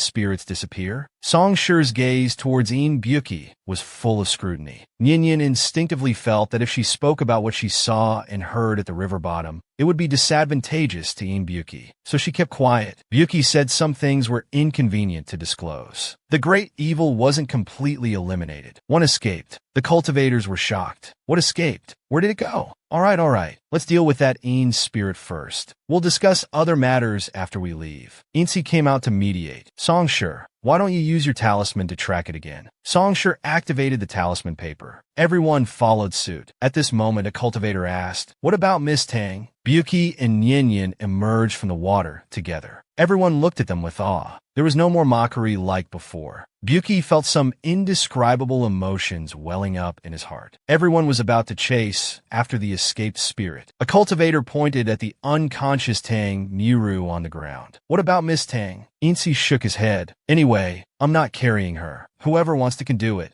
Byuki said, Nyenyen, let's follow them too. Wait a moment, Jiang. Nyenyen suddenly hugged Byuki. She kissed his cheek. Thank you. Thank you for risking your life to save me. Thank you for still being by my side. Not long ago, Nyenyen thought they would be separated by life and death. But now she was safe and sound by his side. This contrast made her especially cherish their current time together. Byuki lowered his head. His cold lips kissed her lips. Then he traced down her lower lip to her neck. In a hoarse voice, he said, For saving my life, how does Nyenyen plan to repay me? Nyenyen hasn't thought of a way? Then let me suggest one. For example, repaying a life-saving debt with your body. Nyenyen's cheeks flushed red as she replied, I promise you. Meanwhile, the talisman paper stopped in front of a small courtyard gate. Insi took the lead and walked forward. With a creaking sound, the wooden door was pushed open. A foul odor assaulted their noses. AI suddenly grabbed Insi's neck. AI giggled. Oh my, you've come. Nyenyen and Byuki were shocked. Isn't this the skin-peeling ghost we met on the street that night? At this moment, and said, Where's Ruksu? Call him out quickly. Otherwise, I'll peel the skin off his precious son. Everyone was stunned. Ruksu? Is she still trying to seek revenge on sect leader Nyenyen spoke up. Miss, could there be some misunderstanding between you and sect leader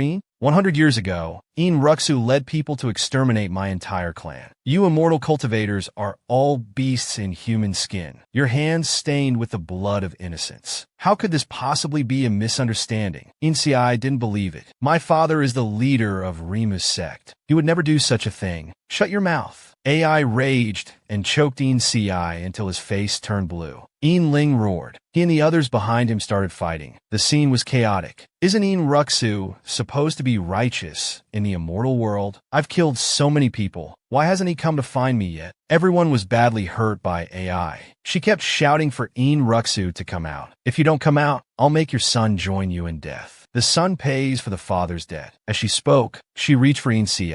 A crimson long sword pierced through AI's chest. AI fell to the ground with a thud. Insi, having had a brush with death, was stunned. Ruksu, you despicable wretch. I curse you to die a horrible death and fall into the 18 levels of hell. With a trembling finger, she pointed at the person in front. Xiaoyer Song sure watched everything unfold, his thoughts unclear. He turned and said, AI has been completely eliminated. The resentment in Xinghe town will dissipate. We can leave now. Insi quickly said, I want to clarify something. Can we use soul-searching on her? I don't believe my father would exterminate an entire clan. I want to clear my father's name. Songshur said, to use soul-searching, one's cultivation must be at least at the void refinement stage. Among us, only Byuki is at the void refinement stage or above. Insi felt discouraged. Forget it. He hates me so much, he probably won't help. Insi slowly composed himself and walked out with his head down. Stop. Didn't you want to search the soul soul? Where are you going? In Si exclaimed joyfully and threw himself into his arms. Get off, you're so noisy. In Byuki impatiently pushed him away. His cold fingertip lightly touched the forehead of the corpse. After a moment of dizziness, the past truths flooded into his mind.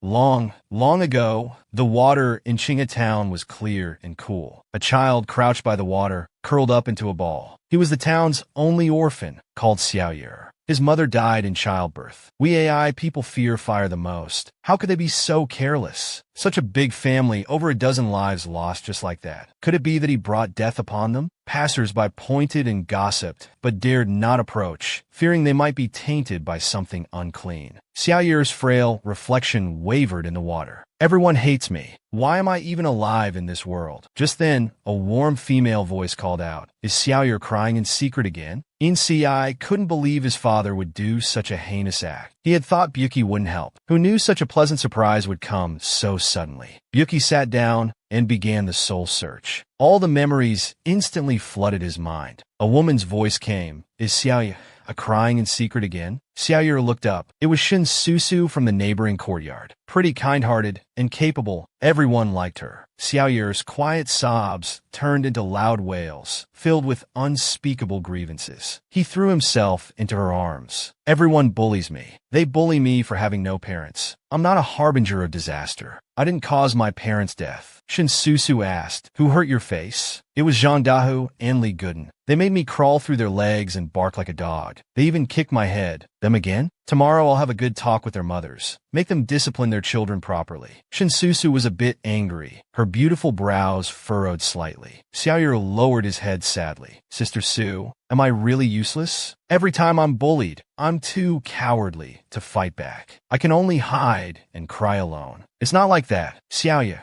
do you know that kindness is harder than bravery? Because bravery is a momentary impulse, while kindness is often difficult. Shin Susu smiled gently and said softly, If possible, I'd rather you become a kind person in the future. Xiaoyer beamed with joy. Thank you, Sister Su. Is Xiaoyer hungry from crying? Here, take this to eat. A big chicken leg. Xiaoyer's eyes lit up. Sister Su, you're the only one in town who's kind to me. When I grow up, I'll definitely repay you. Shin Susu ruffled his hair. What repayment? I don't care about those things. Eat up. From then on, Shin Susu had a little shadow. Wherever she went, Xiaoyer followed. Xiaoyer was mocked and despised by everyone. Only Shin Susu was kind to him. People in town warned her, He's clinging to you. You're in danger. Be careful. He might bring you misfortune. Shin Susu laughed. That won't happen. Our Xiaoyer is a good boy. As they spent time together, their bond grew stronger, like real siblings. Unfortunately, good times didn't last. A group of cultivators invaded